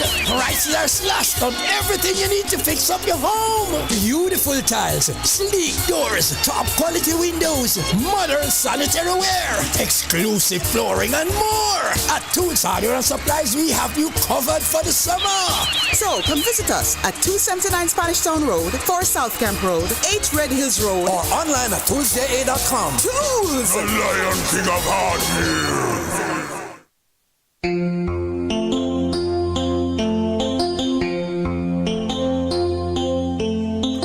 Yes, welcome back to Rebel Radio. We are on Workers' Time, talking about the issues at the workplace. So, Dr. Kiffin, you were making a point before we took the break. Continue. Right, because just to speak to what Mr. Grant was talking about, to say, there's a serious lack of administrative will, and we're not just seeing it with shortage of dentists alone, right? So the government has implemented the extra hours worked policy. And this has been causing some serious issues for us at the Bustamante Hospital for Children, right? So what we're seeing is broader administrative decisions that are limiting access to dental care. For example, the restrictions on the extra hours worked in critical institutions, right? And what we're seeing is the under prioritization of oral health within the system. Yep. Children, so by that, what I'm talking about is that they will say they don't have the budget to allow for extra hours for the dental clinic and the dental department to operate beyond 4 p.m. But you and I both know, and everybody and anybody who has ever had oral health issues know that children do not stop having dental emergencies at 4 p.m. And the system should not be organized as though they do. So when you restrict urgent dental coverage in a children's hospital, you are not cutting a luxury, you're limiting access to essential, God forbid you're driving, right? And you happen to be in a motor vehicle accident or some other traumatic experience with that child's face, right, is affected, bones broken. Where are you going to take that child? Because when we're talking about trauma to the orofacial complex, which is just the face, the skull, right, it is not a regular, and it's certainly not to a medical practitioner that you're going, you have to go to the hospital, and it's the Bustamante Hospital for Children. That means you have to wait until 8 o'clock that morning before the dental department is open and ready to see anyone based on this limit right here. So we're seeing a severe lack of administrative will, especially when it comes on to oral health services across board. Yes. And Desmond, Dr. also mentioned something that in terms of extra work policy. And right now, come Wednesday, Senator Brown will be making closing remark in the medical doctor's case, where they treat them as a contract. They have a contractual obligation, and the government want to force them to adopt the extra work policy, which limited the time that they have on to deliver the service. So there's one, if you have any time on Wednesday, to be good to pass through to your Senator Brown closing remarks, because this case has been going on at the Industrial Dispute Tribunal, 10 o'clock on Wednesday. So if you have time, he has brought out some very fundamental point in terms of how you treat people when you have contractual obligation. And I think if lack of time too, she should pass through. Just to have an appreciation of how we have to fight in order to get the best deal. Because I'm aware of a letter that came out from the Ministry of Finance as a guidance. You see, what I come to understand is that the extra hours worked policy in terms of the 15-hour limit that is there is as a guidance, but each institution, meaning each employer, is supposed to use discretion based on the service that they offer. So wherein you have technical services and a hospital has to be accessible 24 hours, you're not supposed to use that policy, and it's really written there in black and white where you can see where the discretion can and should be applied. So you're not supposed to limit the access. What you're supposed to do is certain administrative departments now you limit how much overtime that they perform. Right? But they're not using it like that. And that when it comes to the medical field, how you determine when somebody is surgery, how much time they're going to take? When you're going to have complication, what you do? Leave the patient on the board? Ridiculous. So, I would encourage you, Doc and Desmond, to come to that closing, because we have the issue has been going on for a few months now at the IDT and the closing, and I can tell you that Senator Brown did a very good job in presenting the doctor's case, and he will bring all the arguments that he has put to the IDT together on Wednesday. So in that closing, you will get all the technical points that he brought to the fore in order to ensure that the doctors are protected. And not only doctors are protected, the people who the doctors are employed to serve are protected, and nobody limit and cut corner in terms of the service to the public who need the service. That is it. So that's Wednesday, you said, at 10 a.m. When at 10 o'clock at the Industrial Dispute Tribunal. Yes. Oh, okay. On Ellesmere Road. Yes. Okay. Let me just skip over to Suriname to find out from Mr. Zunda. Yes. You have been hearing your colleagues talking about issues facing public sector workers in Jamaica. In Suriname, do you have similar issues? Look, it's an interesting discussion. I know what are involved in medical issues and organizing workers in that field. Is that the first one of migration, out migration, most of them go to work for hospitals in the Netherlands, because the wages are relatively low in the medical field for the workers. And I must say this, that the figure that was mentioned, that one dental surgeon, as I understood, has to serve 35,000 people. That is, I should think is a big problem, you know. And so the medical has its problems. Also, the migration of doctors. You know, we also import doctors from Cuba, because we have a shortage. You know, but the trade unions in the public health sector are quite active. They are active because there are a lot of problems to be solved. A lot of shortages, but the Suriname population is not that large as the Jamaican, I must say. And because we have only 630,000 people, that's our population, you know. So, but I think that fundamentally the problems are the same in most of the Caribbean countries, or most of the countries that have been colonies in the past. Yes. You know, they differ from country to country, but fundamentally, I think that the matter is shortages and lack of good governance, good organization, you know, and those are the problems that we will have to solve. Right.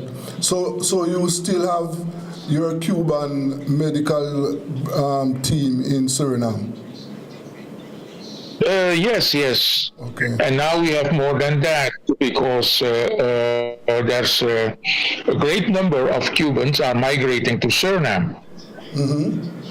You see it in many different shops. Okay. You know, and in many different workplaces. Yes. Because they are migrants, but they also have a high productivity. Yes. You know? Okay. Yeah. All right. And you mentioned earlier on, and I know my listeners and viewers are aware that 2027 is the year when Suriname is supposed to start producing oil. Am I right, Mr. Zunda? Offshore. No, at the end of 2028. Okay. But since the oil companies, they will invest around $15.5 billion US. And you actually see that things are already changing. And because a lot of projectors are coming in, and I suppose that they start to pay taxes, you know, and we will see that the number of migrant expatriates people, technical people will increase, and but also what will also increase, just like Guyana, are the prices of land. Yes. And also the prices of goods and services. And so the wages of the working class must be adapted to. But those are things that we're preparing for. Okay. At this stage. Yes. So, yes. Yes. You brought up this. I was in Ghana. I spent a week in Ghana, a number of meetings. And next time we probably can talk about those meetings. But coming out of those meetings, I have been elected for the fourth consecutive 5-year term as the regional secretary for the International Union of Food. but I've been going to Ghana for some time, and this transformation that I am seeing there is really significant. Ghana is projected to grow by 17% this year. Yes. And I've seen the transformation of Ghana. The point you raised about the question of the workers and the people benefiting from the oil is a critical thing that the trade unions in Ghana are monitor because the amount of oil has been built in Ghana is more than what is on the North Coast, because they're just building up all over. So in the midst of all this growth and this wealth, the people need to be benefiting from it, and my colleagues in Guyana is taking steps. I'm hoping that my colleagues in Suriname will also monitor the situation and ensure that it's not only those with money benefiting from the discovery of oil, but also the people who really sustain the country through challenging time. Right. Mr. Morris, that's completely true, yes. Yeah, Mr. Vincent it's Morris. Completely true. Mr. Vincent Morris. It's good to hear my Ghanaian friend, yes. Brother Grant speaking so eloquently about Ghana. Yes, I spent a week there, Vin, and there were 17 trade unions together in Ghana to discuss a number of issues affecting the workers under the ban of the International Union of Food. And I just indicate to Desmond that they have put their trust and confidence in me to elect me for the 4th consecutive 5-year term. So I will be the secretary until one. But we talk more about that. We're going to talk about the issues. And Vin, before the representative of the dental surgeon, that I'm in full support struggle, and I have called confidence in you to give them the best leadership possible. And I've also invited them to come to the IDT at 10 o'clock on Wednesday morning to listen to Senator Brown to address some of the issues that they are facing, especially when they come to the extra work policy. Yes. Lambert has invited me, but I have a bauxite negotiations on Wednesday morning. Okay. But just let me say that based on what I've seen so far, responses from the regional health authorities, we have not heard from the Minister of or the Minister of Health, but we have heard from the regional health authorities. Yes. And at one stage, I thought it was inertia, but it's more than that. It is clear disobedience. Oh. Indeed, it's clear disobedience because nothing has been done since they got the letter of October, in October 2024. Nothing, absolutely nothing has been done. So the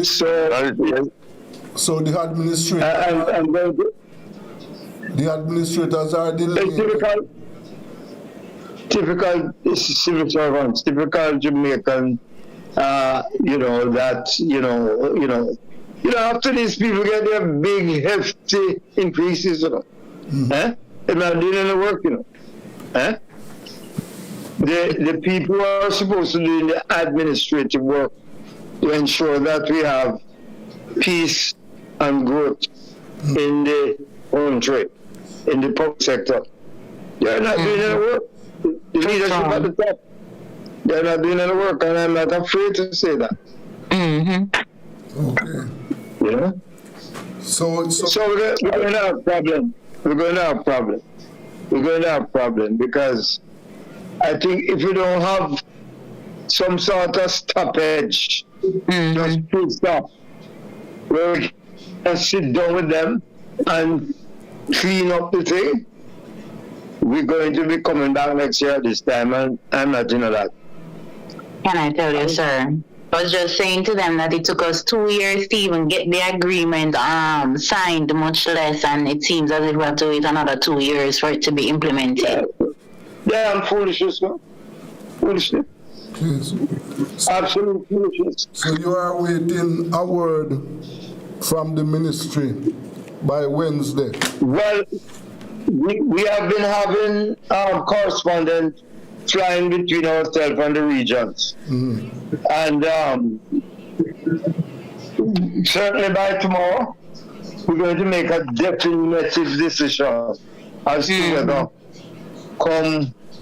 come Wednesday morning, we will be at work. Huh? Yes. Yeah. Boy, it is. Unless we get a guarantee, we'll be out of work. Huh? We will and also not reinstated, sir, because some of them from 2024 were allowed to leave, to be disengaged. And we any engage them. Thank you very much. Thank you very much.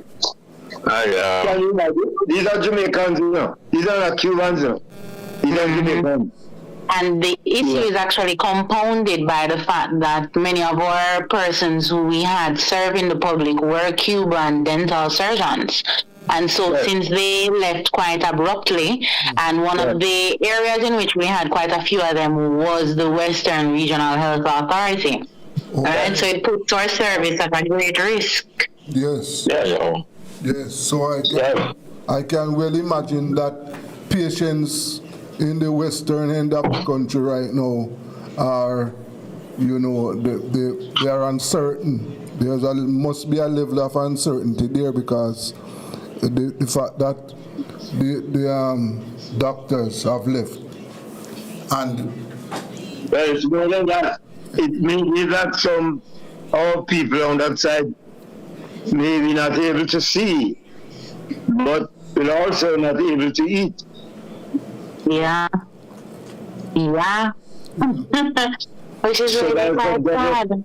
It's a double whammy, eh? No, that's for the better. Yes, we have to do better than that. Absolutely, Mr. Morrison. I just say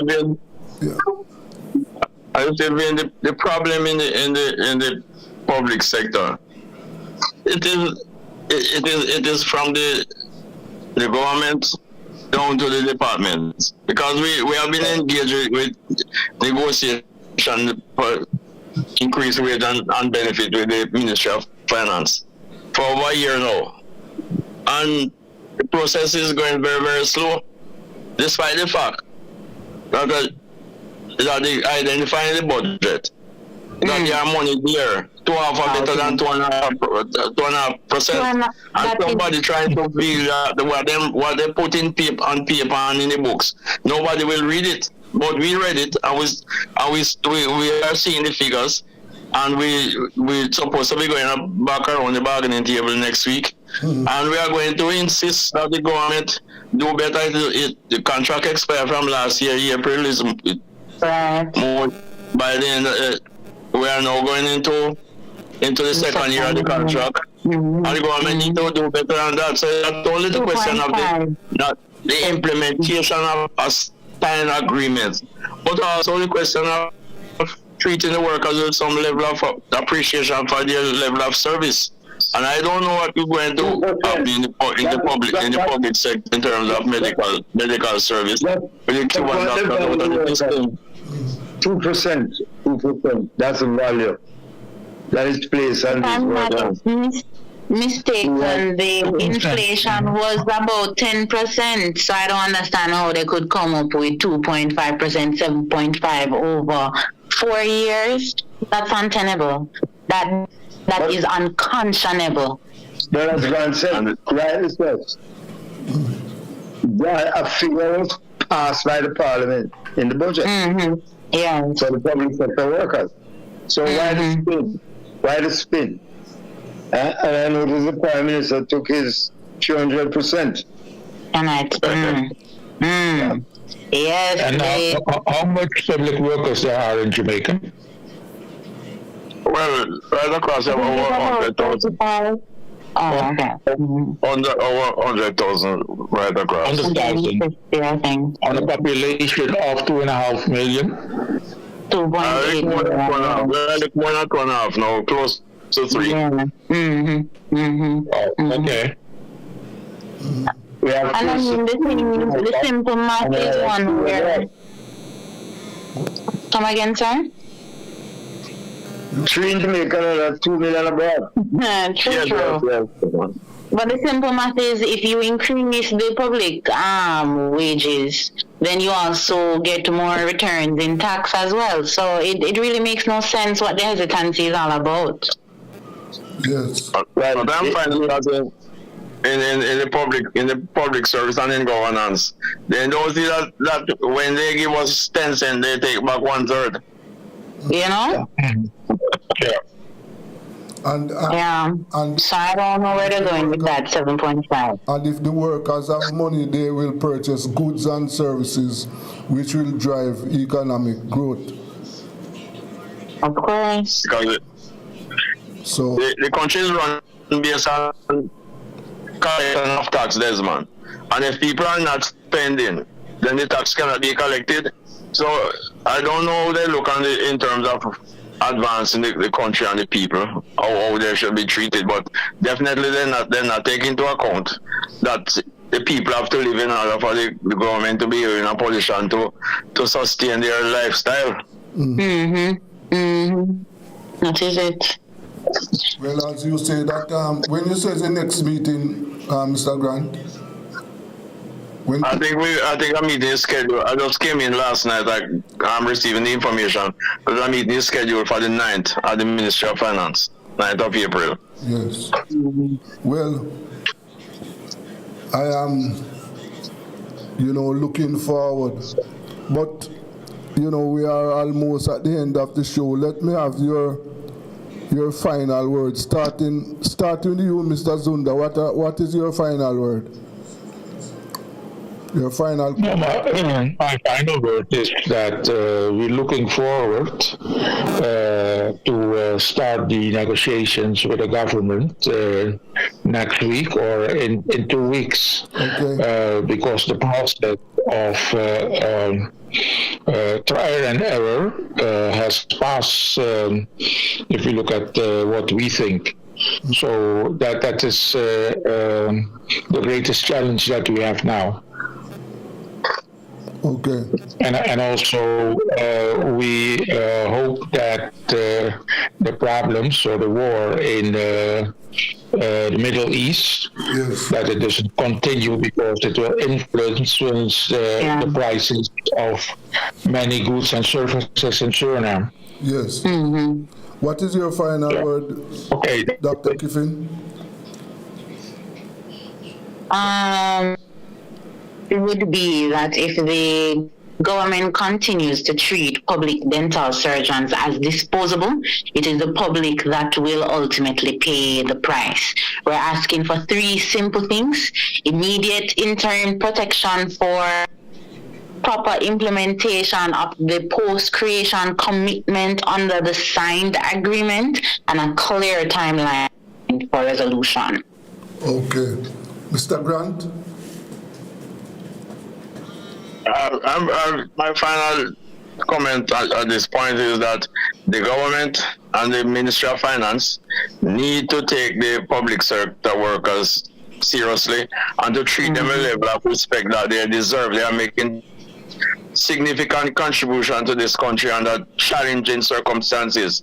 And when it comes to treat with them in terms of their compensation, the government officials and the department officials need to show some level of urgency to ensure that people can be motivated to continue delivering the service. Okay. Mr. Morrison? Yes, sir. Let me say that I think the government should understand that you cannot build an economy without workers. With all this money in the world, and you don't have workers.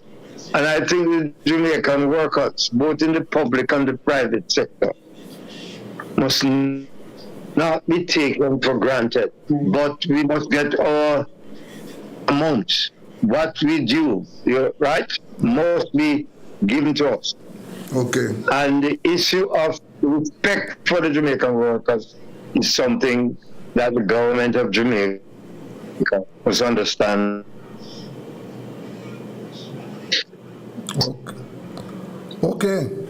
Well, on that note, we have come to the end of today's show, Workers' Time. And as you know, on Mondays, this is where we spend some time looking at what is happening. Thanks to my guest, Mr. Harman Zunda, President of the Association of Trade Unions in Suriname. We had Mr. Clifton Grant, Vice President of the Jamaica Confederation of Trade Unions, Dr. Vanessa Kiffin, the Jamaica Association of Public Dental Surgeons, and Mr. Vincent Morrison, President of the Union of Clerical, Administrative and Supervisory Personnel.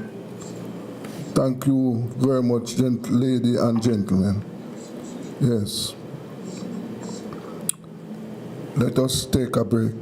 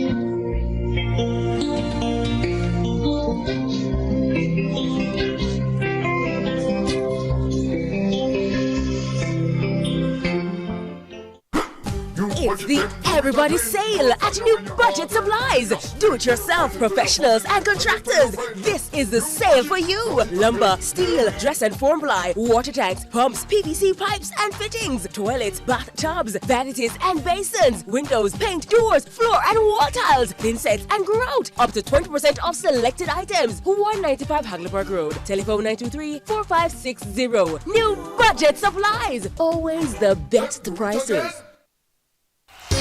Tools, hardware, and supplies is turning up the heat this summer with their super saving summer sale. Prices are slashed on everything you need to fix up your home. Beautiful tiles, sleek doors, top quality windows, modern sanitary ware, exclusive flooring, and more. At Tools, hardware, and supplies, we have you covered for the summer. So come visit us at 279 Spanish Town Road, 4 South Camp Road, 8 Red Hills Road, or online at toolsja.com. Tools! The Lion King of Hardware.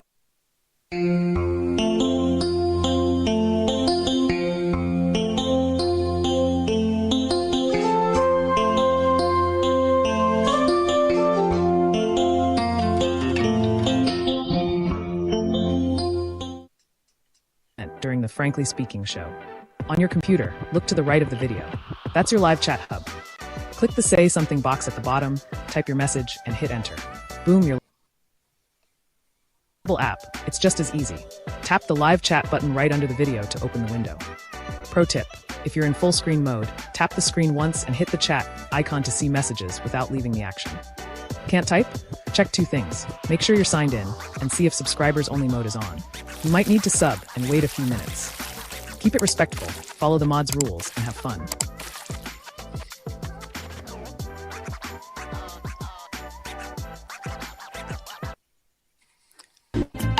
Greetings, everyone.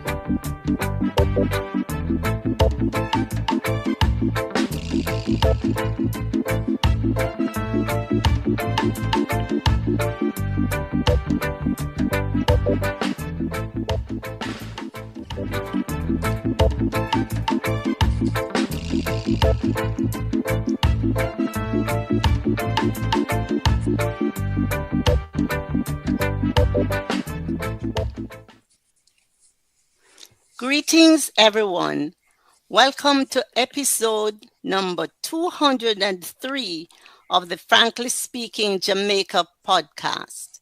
This is Winnie Anderson Brown sitting in for Franklin McKnight, who is off today.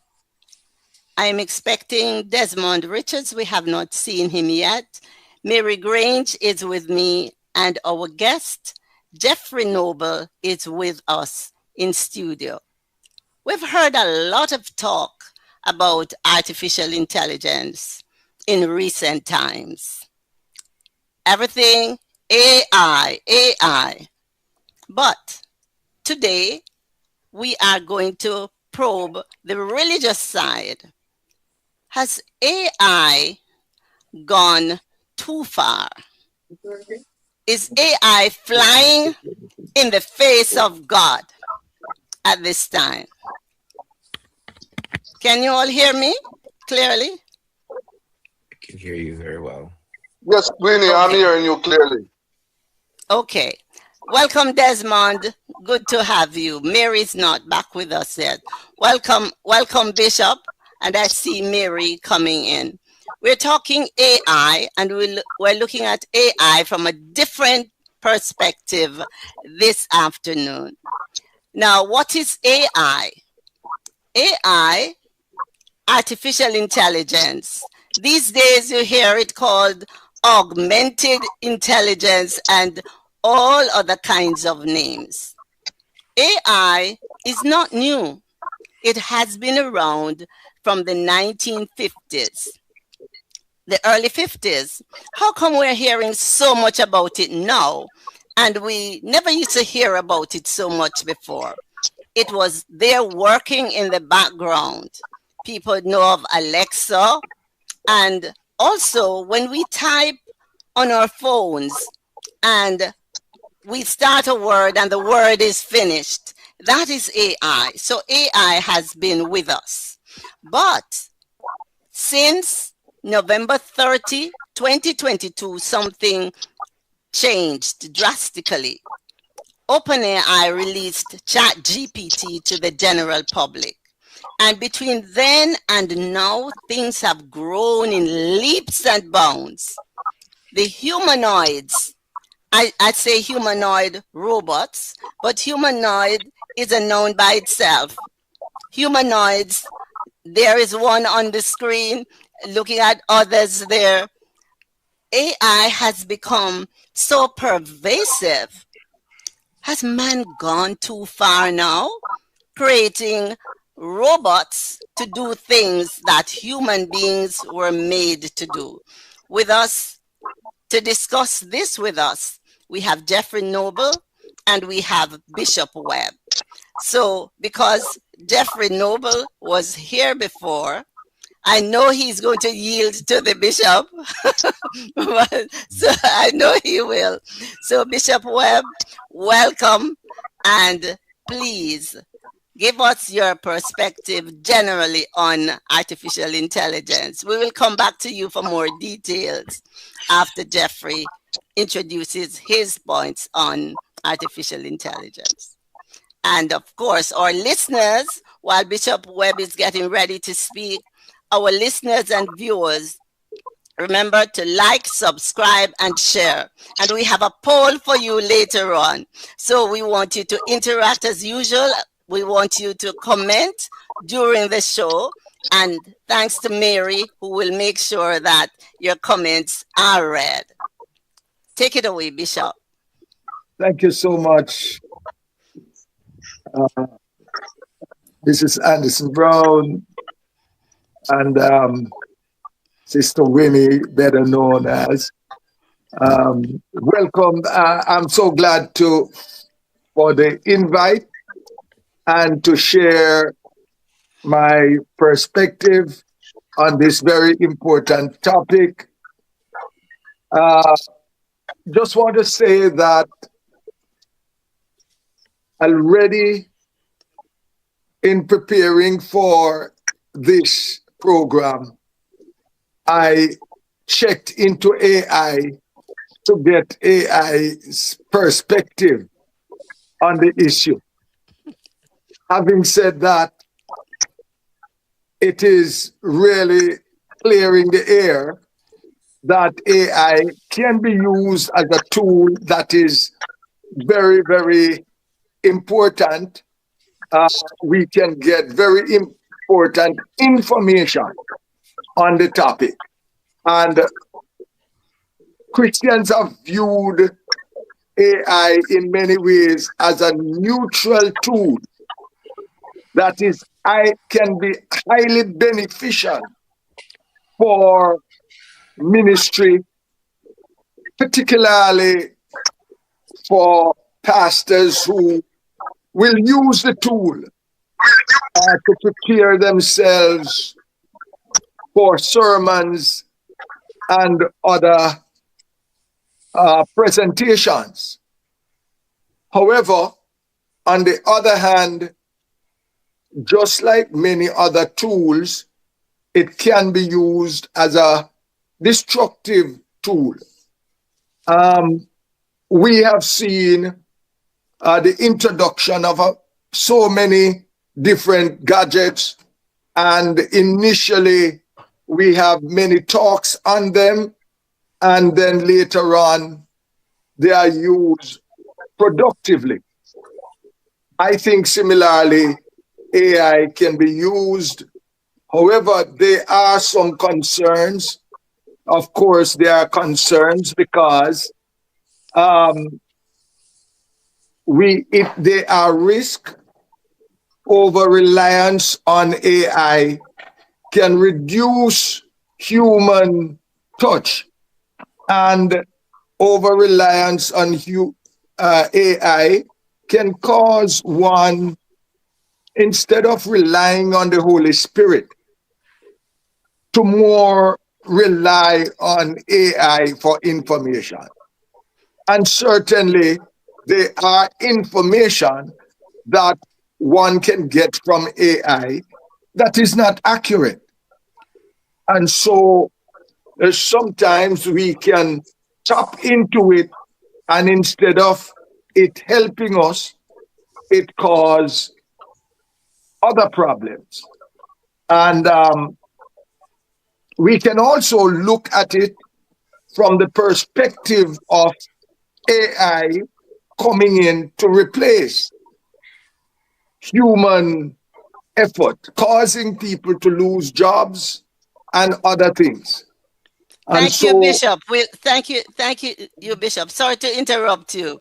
We'll go back to Jeffrey and come back to you, asking you to elaborate. And Desmond, Richards, or Mary, please feel free to ask any questions that you have during the discussion. Thank you. We'll get back to you, Bishop Webb. Thank you. Over to you, Jeffrey. I must convey a pleasant good evening. Listen, can you hear me clearly? Yes, we can hear you. Okay, a very pleasant good evening to the host this evening and to the panelists and others who are online. I'm humbled to be here. The question, has man gone too far with AI? I think there's an expression that we always say, no man can do more than his time. And if we look at this in the construct of what happened with the Tower of Babel, if men have the impression that they can supersede God, that will never happen. God will never allow that to happen. But I do believe that AI has contributed significantly to human growth, to human experience, and can be used in conjunction. You're frozen. Yes. You're frozen, Jeffrey, until that. I'm still frozen. Jeffrey is frozen. Do you want to come in at this point? Is it my side or? Mary, where are you? or is it just Jeffrey? Is everyone else So, hearing me? we are hearing him clearly. We are hearing Is him clearly. everyone else hearing me? Yeah. I am hearing you, and I was hearing him clearly. What is happening here? Mary, allow Jeffrey to continue. Here. I Okay, think it's Jeffrey, on her continue. hand. It seems like the fault All is right. on Winnie's end. So you go Right. ahead. Maybe Winnie All will right. come in back. Okay, right. As I was saying, there's nothing new under the sun. The scripture tells us, and as Mrs. Brown was pointing out, that you know, it has been around from whatever time. I believe it can be used in conjunction with the words of God. And I see this, the scripture says there's no creation, that's number one. And everything, I think Colossians point to the fact that everything that is made under the sun, there's nothing that come into existence without God allowing it to come into existence. And when you look at me being relatively the age that I am, and I'll be the first to point out that, and let me know if everybody is still with me, because I'm not seeing anybody but just myself alone. So I'm not sure if I'm the only one here or if the other persons are still here. We are hearing you, man. Go ahead. Perfect. Yes. So when I look at persons who are struggling with memory, back in the days when I was growing up, all right, I've been told that I have photographic memory, and I want to believe that. And when I see, as I continue to grow, different challenges started coming where I'm not remembering simple things. I could tell you the first 20 of elements of the periodic table that I learned from almost 40 years ago. And then there are different things, scriptures that I used to know off the top of my head, can't remember. But since AI came into being and that whole period, I cannot tell you how much AI has prepared me personally to be able to speak. I didn't do any research on this topic. I'm just freelancing right now as freely speaking, so to speak. But I can speak to the fact that for me personally, how the access to that information so readily. Sometimes I'm thinking of a scripture. I have a thought in my head. I put it in the chat box, and there it is. The scripture that I'm trying to remember. It has also been helping me to organize my thoughts, helping me to put together sermons that I would have preached 30-something years ago and forgot even the context that I speak it to. So I see it in a different light, that the religious community and those who have goodwill towards the words of God and want to give the information can use it as a tool to enhance. And I, like the bishop said early on, like anything else that exists, it has to be used within construct, within context, and it can be abused. But for those to the pure, all things are pure, and to those who have the desire to use it appropriately, I see that it can be a viable help to ministering. And if it's for your post-secondary education, if it's for almost anything, information can be there. But as was stated before, you verify your sources. I go and I back up from the scripture. I go back and look at the context of what was being said before. So I see this more as an enhancement to the words of God. And I cap it by saying, I remember in the early days, for those of us who grew up in certain kind of religious background, they would tell us, be careful of the radio, don't listen to certain songs or the emission, don't watch TV. Now I see how the radio is being used as a means of transmitting the gospel all over the world. I see YouTube, I see the TV where people are using this. So the same thing with AI, almost everything that you can think of from the scripture, you go to AI, you can find it there. Again, it's important that you study the scriptures daily, whether the thing or so, just to make sure that AI is giving you the accurate information. So I see it as an asset more than anything else. Well, it is it is good to hear from two religious personnel. And what I heard so far is that they are not opposed to AI, because the suggestion that if man is going too far with the introduction of AI. So in other words, the topic was that if man is challenging God's authority with AI, and I find this to be ridiculous because AI is just a tool for the use of human beings, and therefore we should use it, we should grasp it, we should try to understand it and use it for human development. I agree. Are you hearing me, guys? Bishop, I can hear you. yes, I'm hearing you, Miriam. I'm hearing you. So, right. Bishop, you don't see Bishop, you don't see AI as a challenge to God's authority? I am not seeing it as a challenge to his authority. I know that there are concerns. However, like I have said before, AI can be used productively to enhance and to support, and it is indeed a very useful tool. And as we evolve, as we go on, there will be new inventions as we go on. And these inventions are meant to help and aid. A lot depends on how do we use it. We can use it for our advantage, but also it can be used in a destructive way.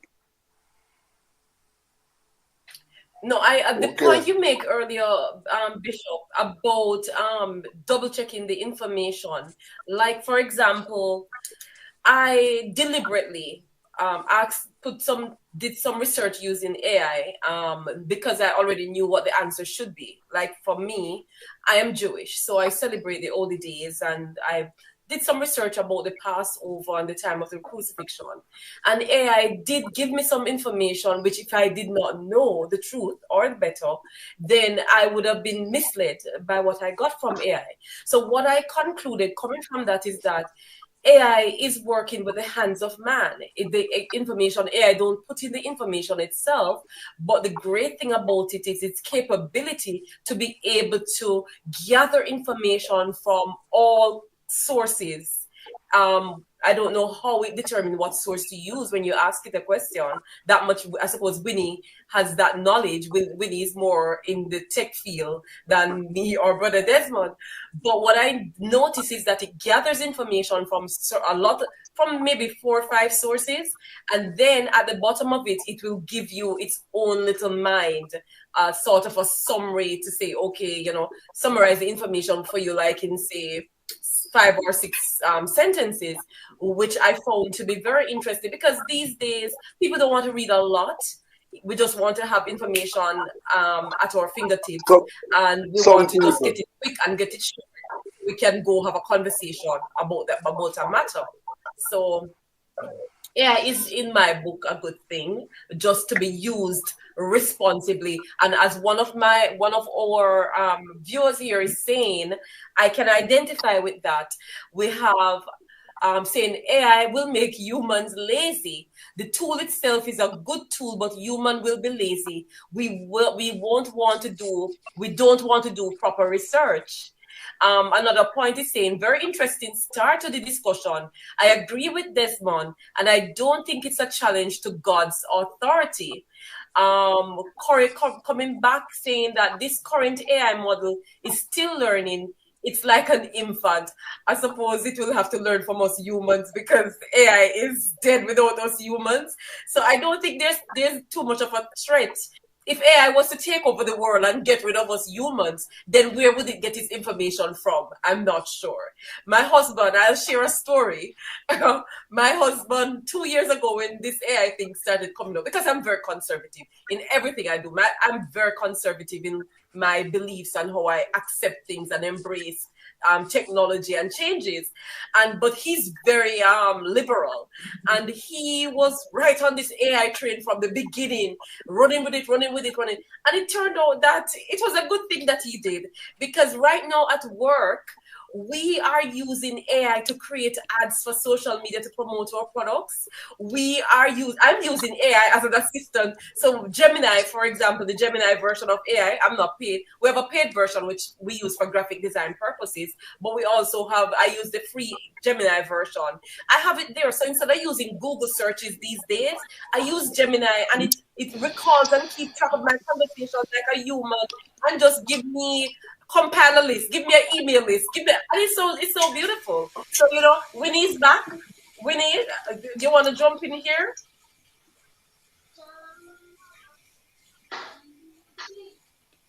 Winnie, you're not hearing us.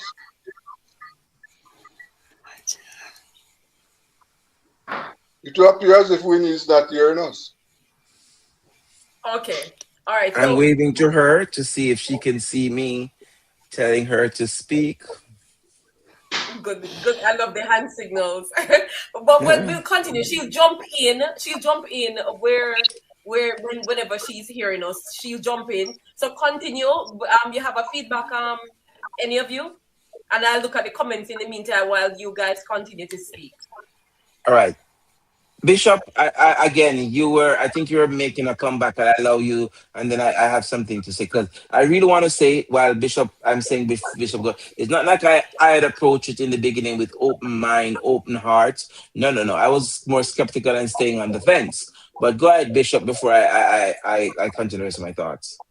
Well, like I was saying earlier, that whenever, though, like Sister Winnie has said, it is around for a long time, but more so over the past years, we are hearing more about AI and are able to access information much easier. And like I've said before, I believe it's a useful tool, and we have to approach it like the last speaker said, by continuing research. We can't just use it as the authority, and that is it. We have got to check all our sources, and then conclude based on the information.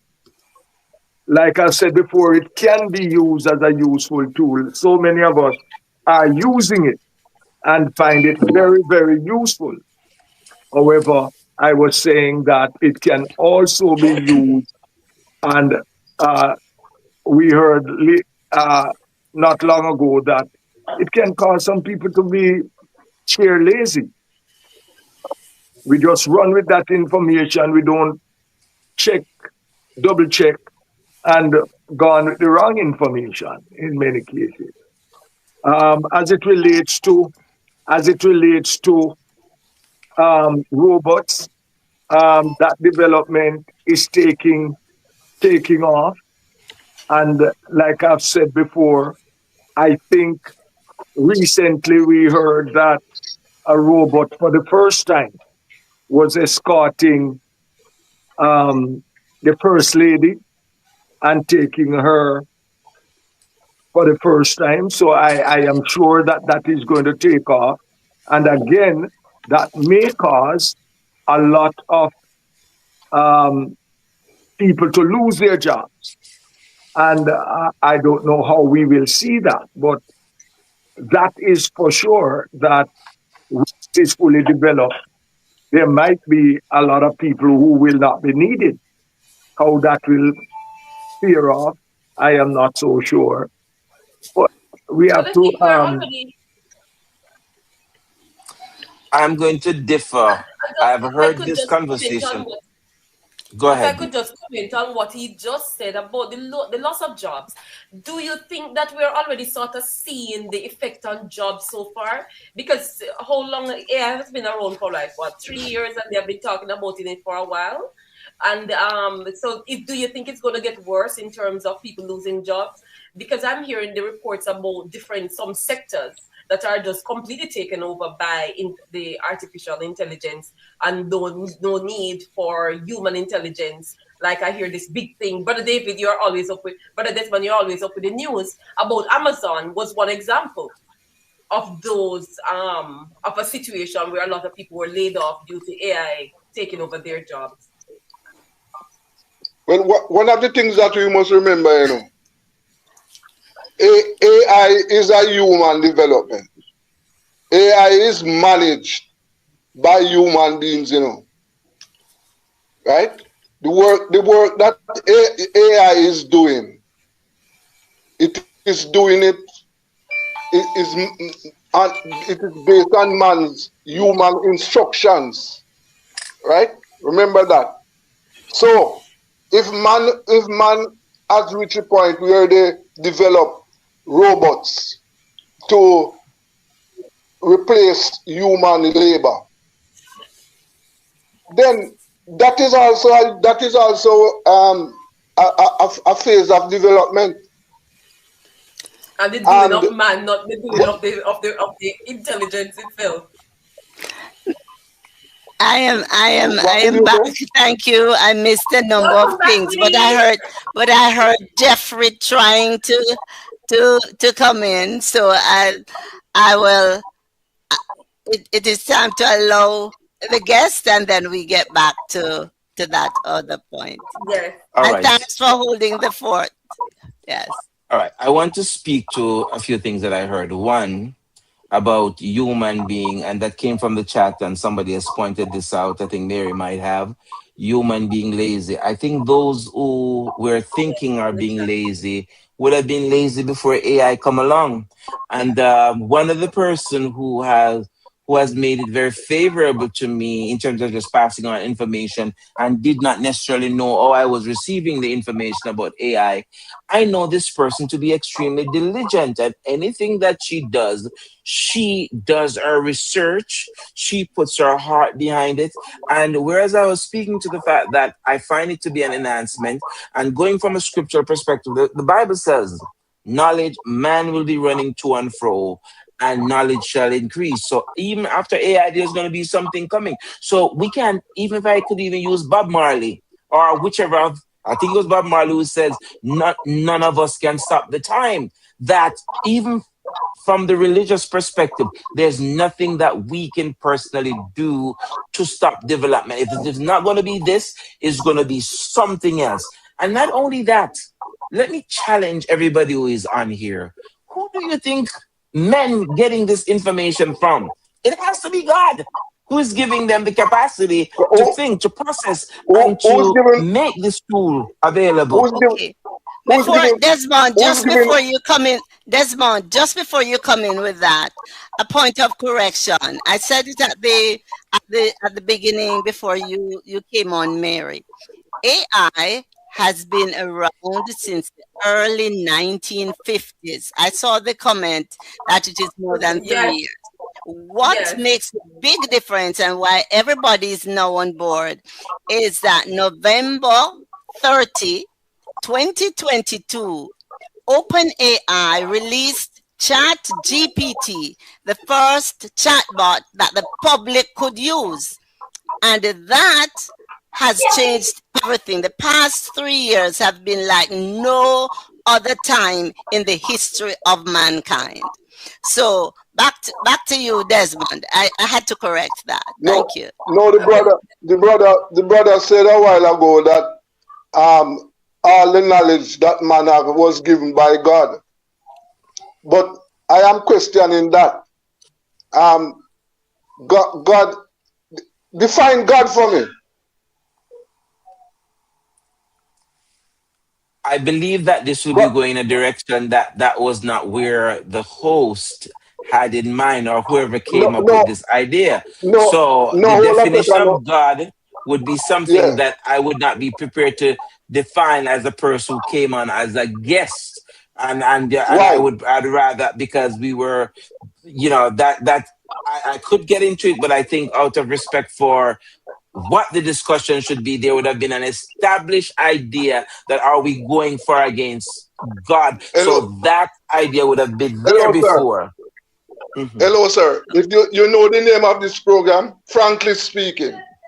Frankly Speaking is the name of this program. Yes, sir. Right? So I have been associated with this program because it is frankly speaking. So I am asking you to define God for me. Okay, all right. And again, I sought permission just to make sure. Yes. With respect, go ahead and define God, because is man flying in the face of God? Has man gone too far? So God is in the subject already. He's already in the mix. Yes. So exactly. And for me, God is this omnipotent, omnipresent, that cannot be contained by my definition, by any human understanding. He cannot be limited and will not be limited by neither my thoughts, my activity, by AI. He is in all and has created all. My understanding is who I respect, who I revere, understanding that when I question who made the universe as it is, what makes the sun sets in one direction every day, what makes all rivers run to the ocean, my belief there is somebody more powerful than I am, and I refer to him as God. And that's not even the full definition. In other words, it's something that you believe in. I don't know if it is my side again, but I'm not. Did you hear that, Desmond? God is a belief that you have. I understand, it's a belief. You believe that all these things are created by God. I believe so. So I believe so. Belief? Yes. Okay. Yes, so that settles that part of the discussion, that God is who we believe him to be. And the interesting thing is that I can get in your head and you can get in mine, but God can see in all of us. So this supreme being, our creator, whatever you name him to be, has man gone too far in trying to create something like what he has created? And remember the Tower of Babel. I don't know if that was discussed before. Yes. And they were confounded there. So, is AI? Are we building a digital tower? Mary, to the Tower of Babel. Yes, Brother D. Winnie, right as we speak, two wars are raging in the world. And AI is a part of them. Thousands of lives of human beings like you and I. Yes. You and I. Not because they are not black people, but they are human beings, are being killed. Right? Yes. As we speak. Right? And what has God done to prevent the killing of his children? Well, that is a different topic for a different time. We are asking about artificial intelligence, and unfortunately, or fortunately, artificial intelligence is also a part of that war that is being used in the war as well. So we're looking at it from a different perspective. Winnie? Yes? Do you think at any point, as we talk about the point of the war, interesting intro to the war, Brother D, do you think at any point we will see wars being fought without the casualties that Brother Desmond mentions, where war, maybe the robots could go to war, seeing that, they won't be lives lost from the Almighty, because, they're... Okay, that's a topic for another time. The robots, because we already have the robots doing police work, yes? Right. And we have robots doing all kinds of things. So that is a very interesting perspective. But let's look at it from another point of view. How far is too far? Can man go too far with creating things on this earth? Can we go too far? Is there a limit to what man can do or man There is a should limit. do? Yes. What limit? There is a limit. No matter how, just as you referenced the Tower of Babel and the confusion that was brought down to them by the Creator, I believe God will never allow any human being or any concept that comes on the face of earth to erode his authority and his sovereignty. And I'm not worried. I believe he's totally responsible for that, and he'll do a good job at protecting his own sovereignty. There's a comment. Mary, please read that comment. Yes. All right. And I also put the question, the direct question you're asking. Why is not protecting the people in Ukraine? That is directly related to what was said before. So please read that one. Bandos saying, Winnie, if it is that AI is flying into God's face at an appropriate time, God will intervene and cause it to crumble. So I suppose when I will see it crumble, we know God has said enough. Okay. We have some other comments. You want me to take a few of those? Yes, please take those. We have gone beyond the time allotted for this segment, as would be expected. Expected, Dr. Jones should be waiting to come on.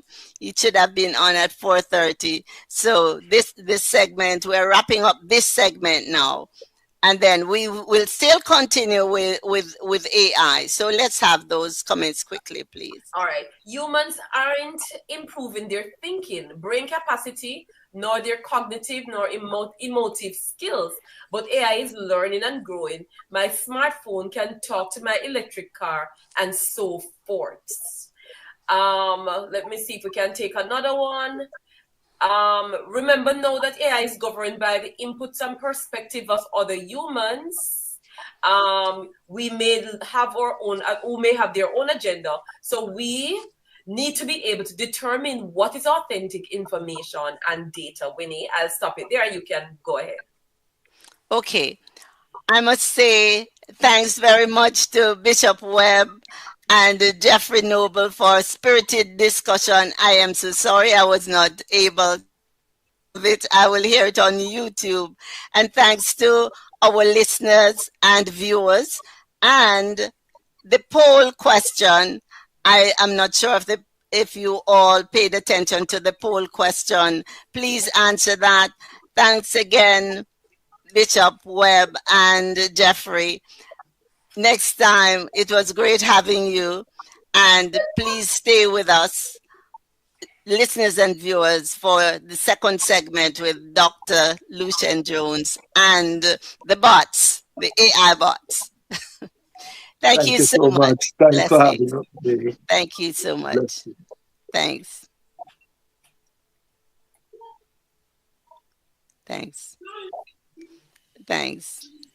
Here's a comment in the interim. This is just fear mongering.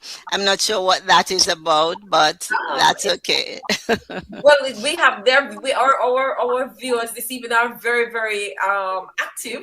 So very good. Very good. We're happy to have you, and we love your perspective. As Desmond reminds us all, this is frankly speaking. So whatever your view is, fine. Yes? It's good to have you. Do we have? We're awaiting Dr. Jones. We're awaiting Dr. Jones. So can we read the poll questions, and maybe among ourselves, God gave man. Go Mary with that. Yes. Well, we have Annalie. Let's take some comments. Yes. God gave man knowledge to go to the sea and get oil. It's only for them to praise God. So I suppose, I like this comment, Winnie, because a lot of times you don't see too many successful people who have mastered and putting out these things. You don't see them giving the praise to God for their innovation or their inventions or their wisdom or their knowledge. They just put it out there and take it for granted. But it would be good to see more people of influence and affluence really, giving God the praise for wisdom, because without God, there's no wisdom, knowledge, or understanding upon this earth. Mary, that is your belief. You must remember it's about belief. It's your belief. Yes. So what do you believe? Yes. Where do you think knowledge and so on comes from? I don't believe in those things. So where do you believe knowledge comes from? Okay. It's interesting. Go ahead with that, and then you take all the comments. Let him answer, and we'll take it from there. Go ahead. Yes. Go ahead, Desmond. Yeah. I don't believe in the creation theory. Okay. Because one of the things why I am skeptical, remember, all Christians, or most Christians, they refer to the Bible. And in Jamaica, let me confine this discussion to in Jamaica, the King James Bible is the leading Bible in Jamaica. That sounds like a discussion for another time when we focus on a different topic. So, because you mentioned knowledge and where knowledge comes from, I just want to make the final point. Is that what we are believing, we entrust our belief in is the words written by men. Okay. Okay then. Shall you speak about knowledge? The poll question that yes, we have. Yes. Yes, a question is being asked. Do you think artificial intelligence, AI, is going too far? Currently at the moment, we have 0 for the option. Yes, it is going too far. We have 33% of our viewers and listeners who hold a view that no, it is helpful for people. 0 saying not sure yet. And 67% of our viewers and listeners say that it depends on how it is used. Interesting. Would you like to hear the the chatbot response to your question? Is AI going too far? Most definitely, but let's get some more of the comments, and then we do that. We have a very interesting comment of what we're just talking about from Vando.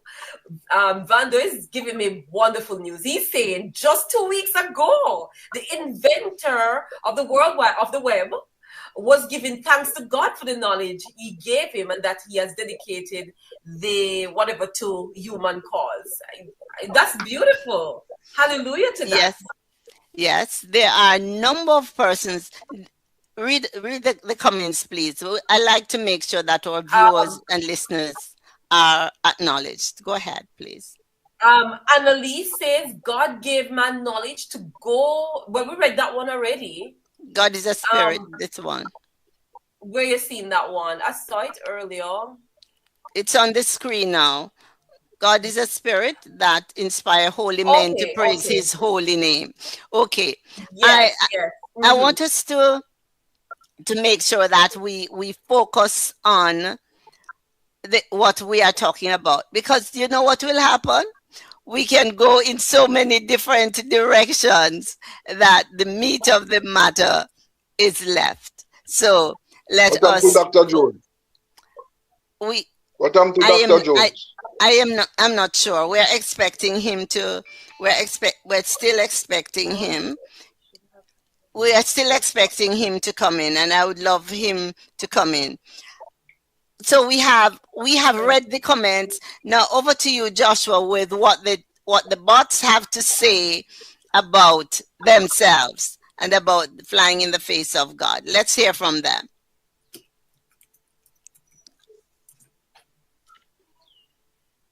Who says that Are we man ready? is flying?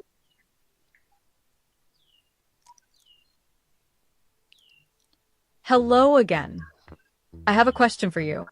How would you respond to someone who says that man is flying in the face of God by creating artificial intelligence? That's a thought-provoking question.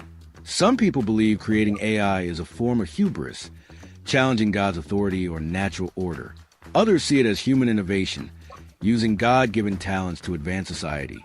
It really depends on one's interpretation of religious teachings and the role of human creativity. What's your take? I am still processing. A question that comes to mind is how far is too far? Another question is what's the end game? There are definitely some wonderful things about AI even having this conversation. You're hitting on key concerns. How far is too far is a debate many tech experts have. Some argue AI development should slow down or be regulated to prevent potential risks. Others believe progress is inevitable and benefits outweigh risks. The end game is a big question. Is it about creating a tool, a partner, or something more? Your point about having this conversation with AI highlights its potential and the importance of considering where we're headed. What do you think about balancing progress and caution? And that's a good place to pause to welcome Dr. Jones in the interest of time. The point is this, that AI can talk about itself. So even at the end of this broadcast, this podcast, you can always go to AI and ask AI if it believes that man has gone too far. Welcome, Dr. Jones. We're happy to have you. Can you hear me? We're happy to have you, Dr. Jones. And it is great. He's wearing a different hat. Dr. Jones is a believer, so he's not about road safety.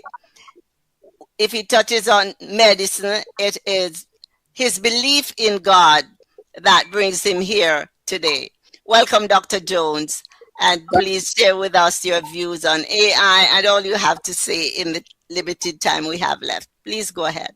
Thank you very much. I'm very sorry to be late. Got caught up in something.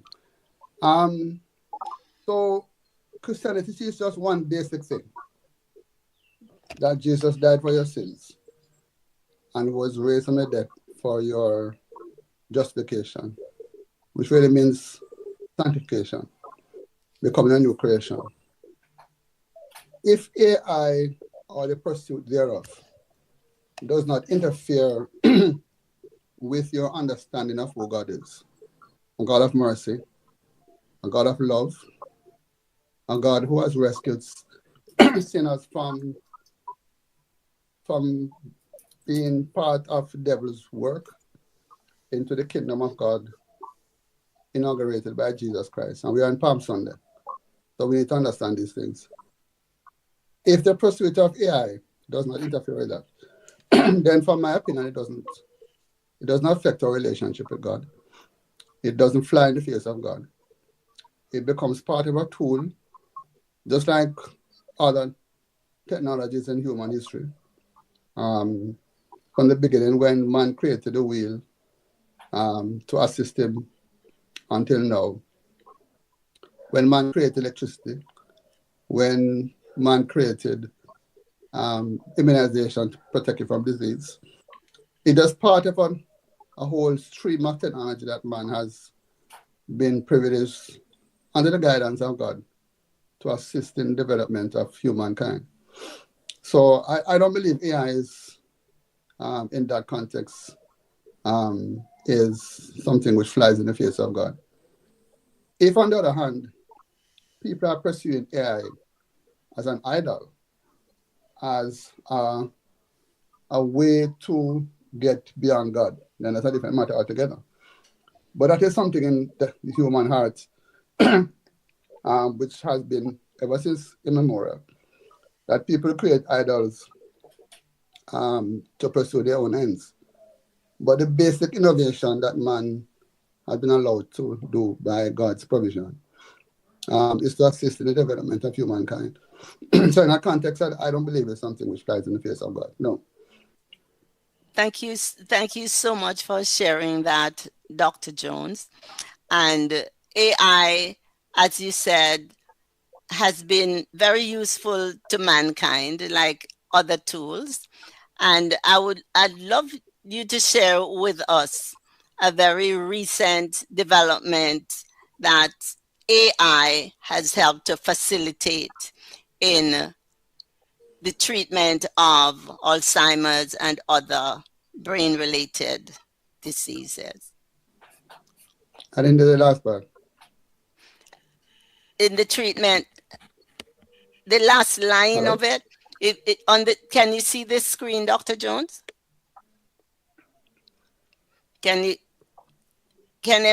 anyone else hear me? Yes. Yes. Yeah, repeat it now. Yes. I was asking you to share about the use of AI in this cutting edge technology that is new to Jamaica.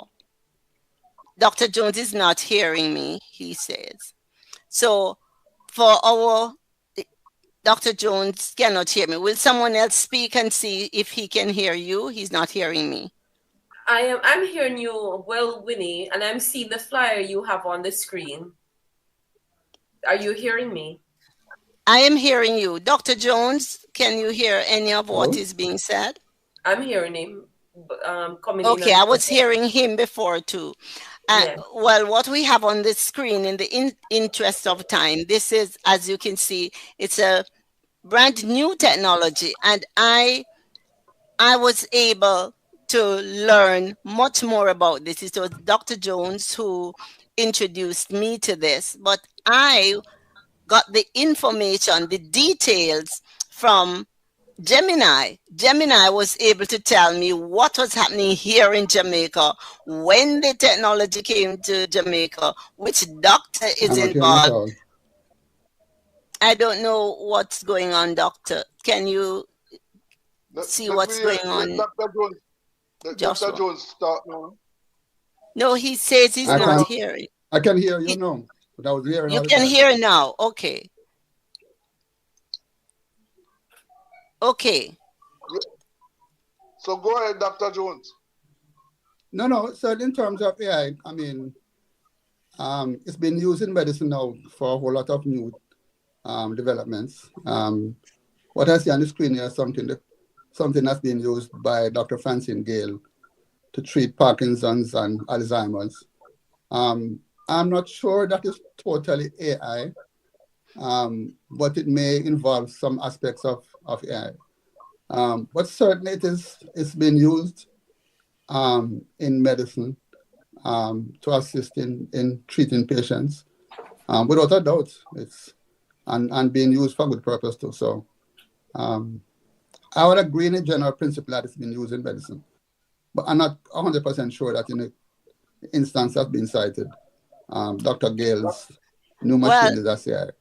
I must explain to you that I did the research, and it was AI who was able to tell me about Dr. Gale give me the details as to with the address and everything, and how the technology works, and their YouTube videos and the aspects of it that AI is included. So the chatbot was able to give the detailed information.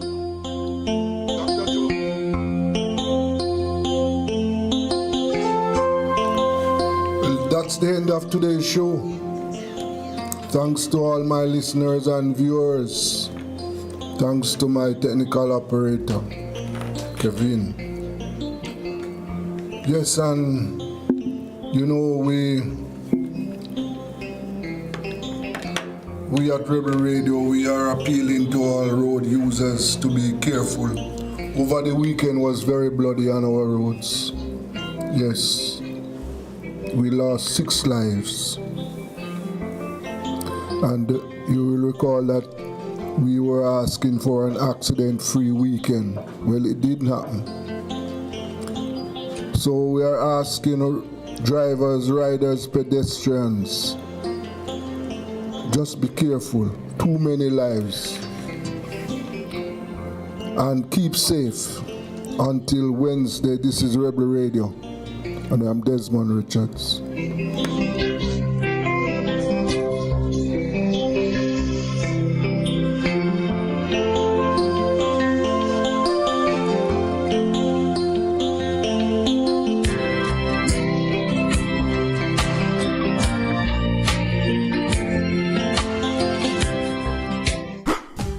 It's the Everybody Sale at New Budget Supplies. Do-it-yourself professionals and contractors. This is the sale for you. Lumber, steel, dress and form ply, water tanks, pumps, PVC pipes and fittings, toilets, bathtubs, vanities and basins, windows, paint, doors, floor and wall tiles, thin sets and grout. Up to 20% off selected items. 195 Hagleyburg Road. Telephone 923-4560. New Budget Supplies. Always the best prices.